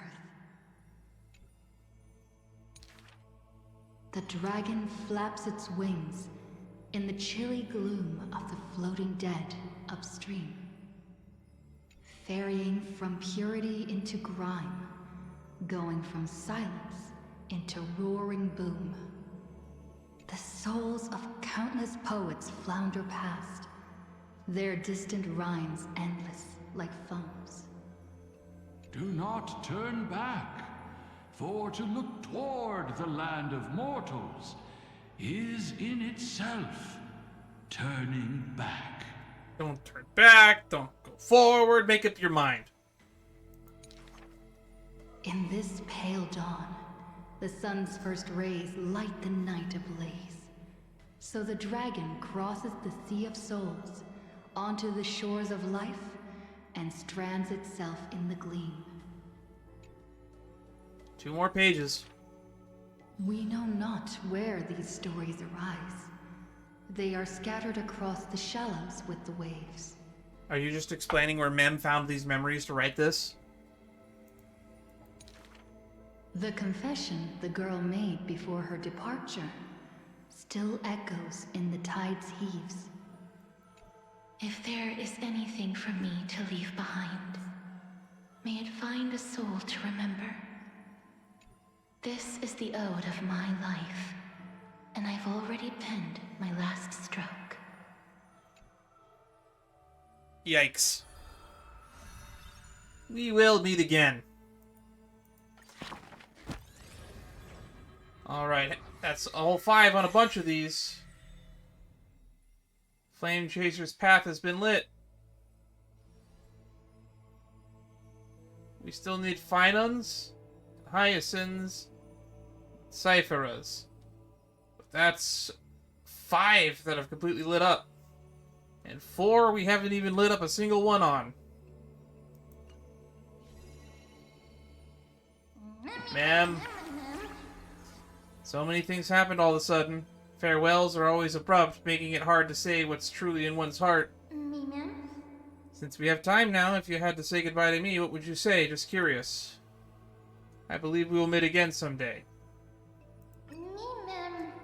Ah, that's what I think too. It's strange, when I think about parting, I don't feel too sad. Could it be because I've never experienced it before? So everyone's story is coming to an end. I always wanted to see a new story, but now my feelings are a little different. I really hope everything about them never reaches an end. Every story has a conclusion. Let's continue writing the rest of the story. I should be more surprised, but somehow I knew you would say that. And then there's no need to dwell on it. No matter what happens next, no matter what you decide, Can, I will always be by your side.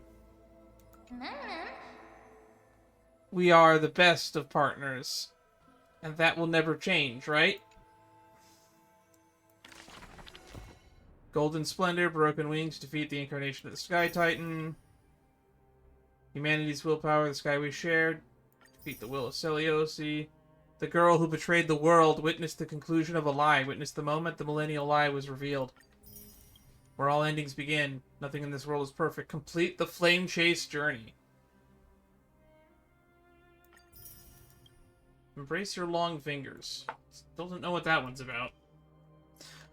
But I said before we go, we'll do one last thing before we hit the 4-hour mark.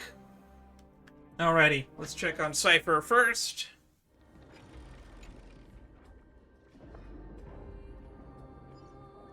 Oh, they did leave one here. 9, 10, 11. There are 12 Godspeed coins left. It should be enough if I'm only buying time for the little deliverer, right? Boss, are you really gonna do this? You're absolutely sure? No takebacks? Heh, what's wrong? You scared? No, I'm just worried. You know that fellow in black is ridiculously strong.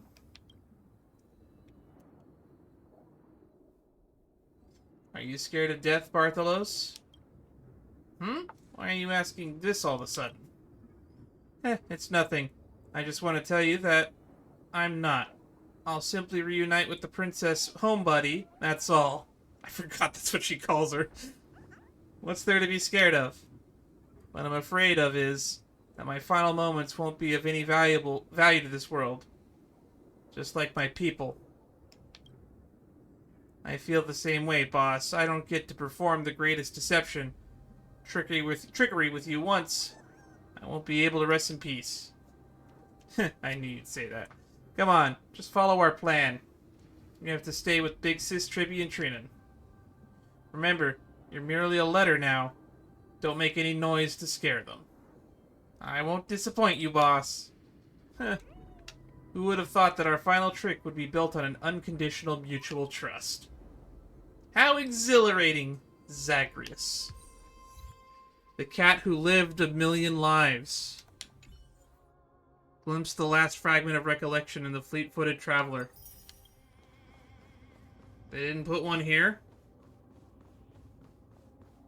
They put one there for, Cipher, but they didn't put one there for... It's hard for a the others. I guess that means that Myde didn't die.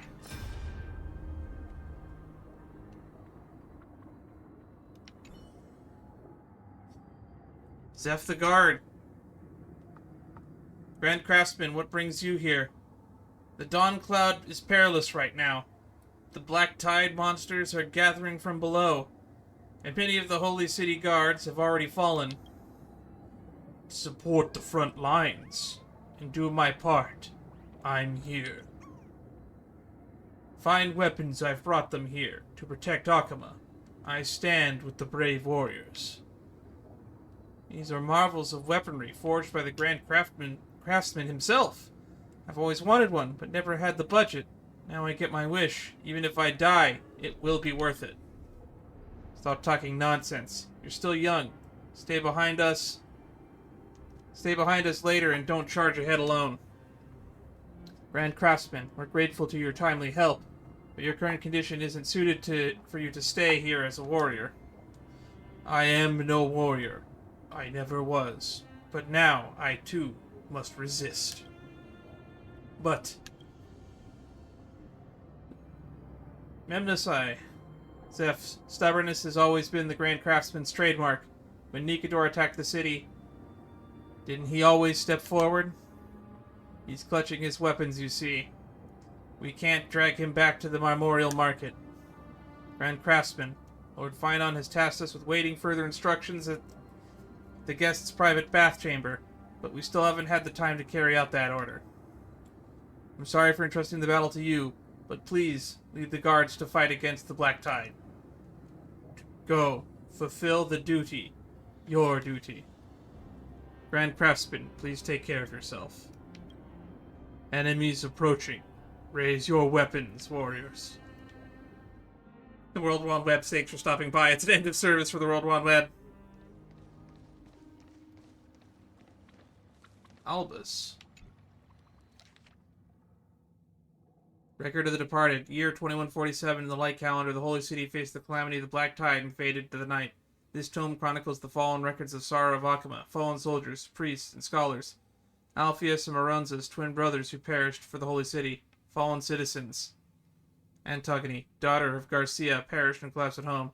Theagris, mother of 3, perished embracing her youngest. Albus, the righteous man, passed away in prayer.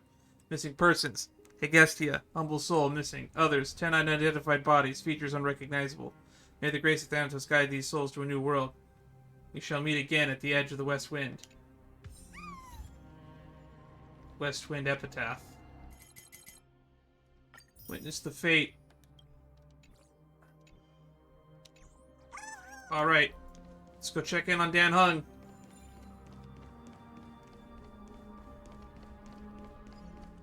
Cartonis' final stand was here.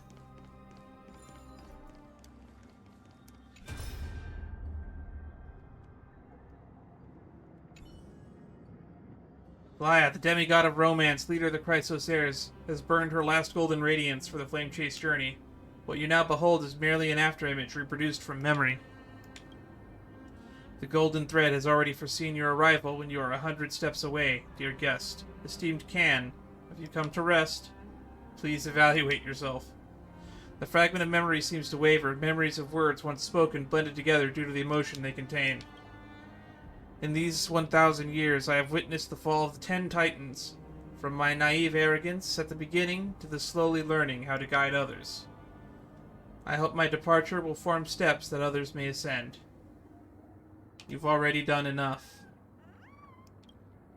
Have I? Maybe I should be grateful that I've reached this moment.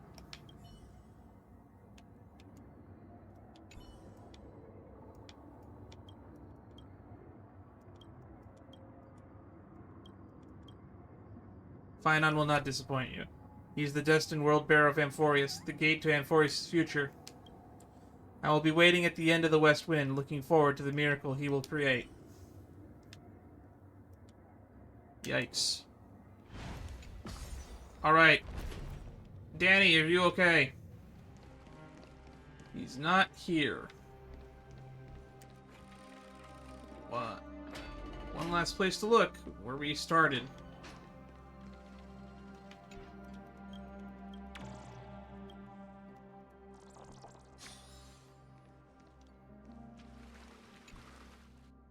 Oh, we can still enter it even though it's not supposed to work. See if I can exhaust. I want to see what happens if I exhaust that dialogue with the Aglaya, with Aglaya's memory.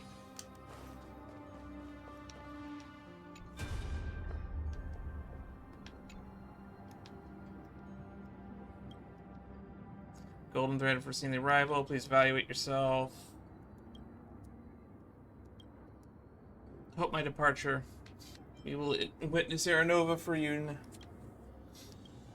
The shadow of the memory remains silent, for this conversation never truly occurred. I guess I should see if we can find Hyacinth. Maybe she has a memory left behind somewhere. Where could I possibly go to find her? Oh, is that it right there? That's the end of the Rainbow Bridge.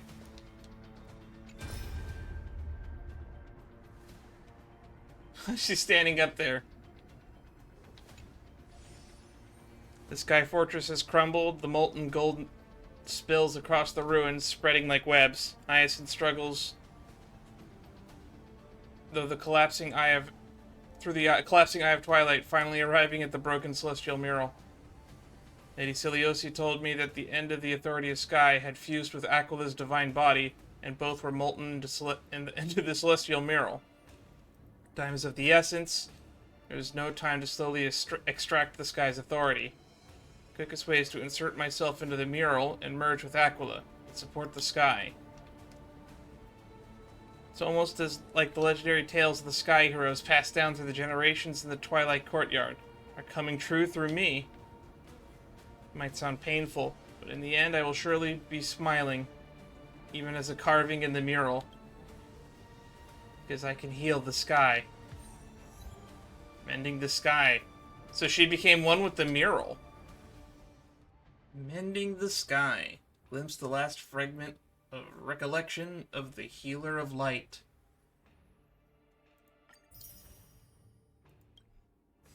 So we got one of those for Cipher, and we got one of those for Hyacinth. And that's it. Well, this was all very intriguing. Well, thank you everybody for stopping by.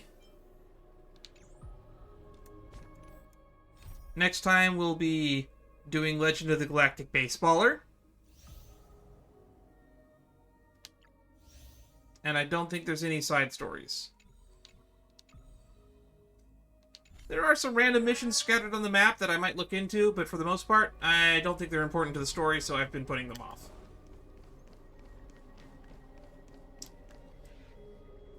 If you'd like to stay updated on what I'm going to be doing and when I'm going to be doing it, the best way to do that would be to look for my links for the Discord. I post everything I'm going to be doing there, and it's the best way to stay informed on what I'm planning on going live and doing. So, until next time, I'll look forward to seeing you all in the next stream, wherever that may be.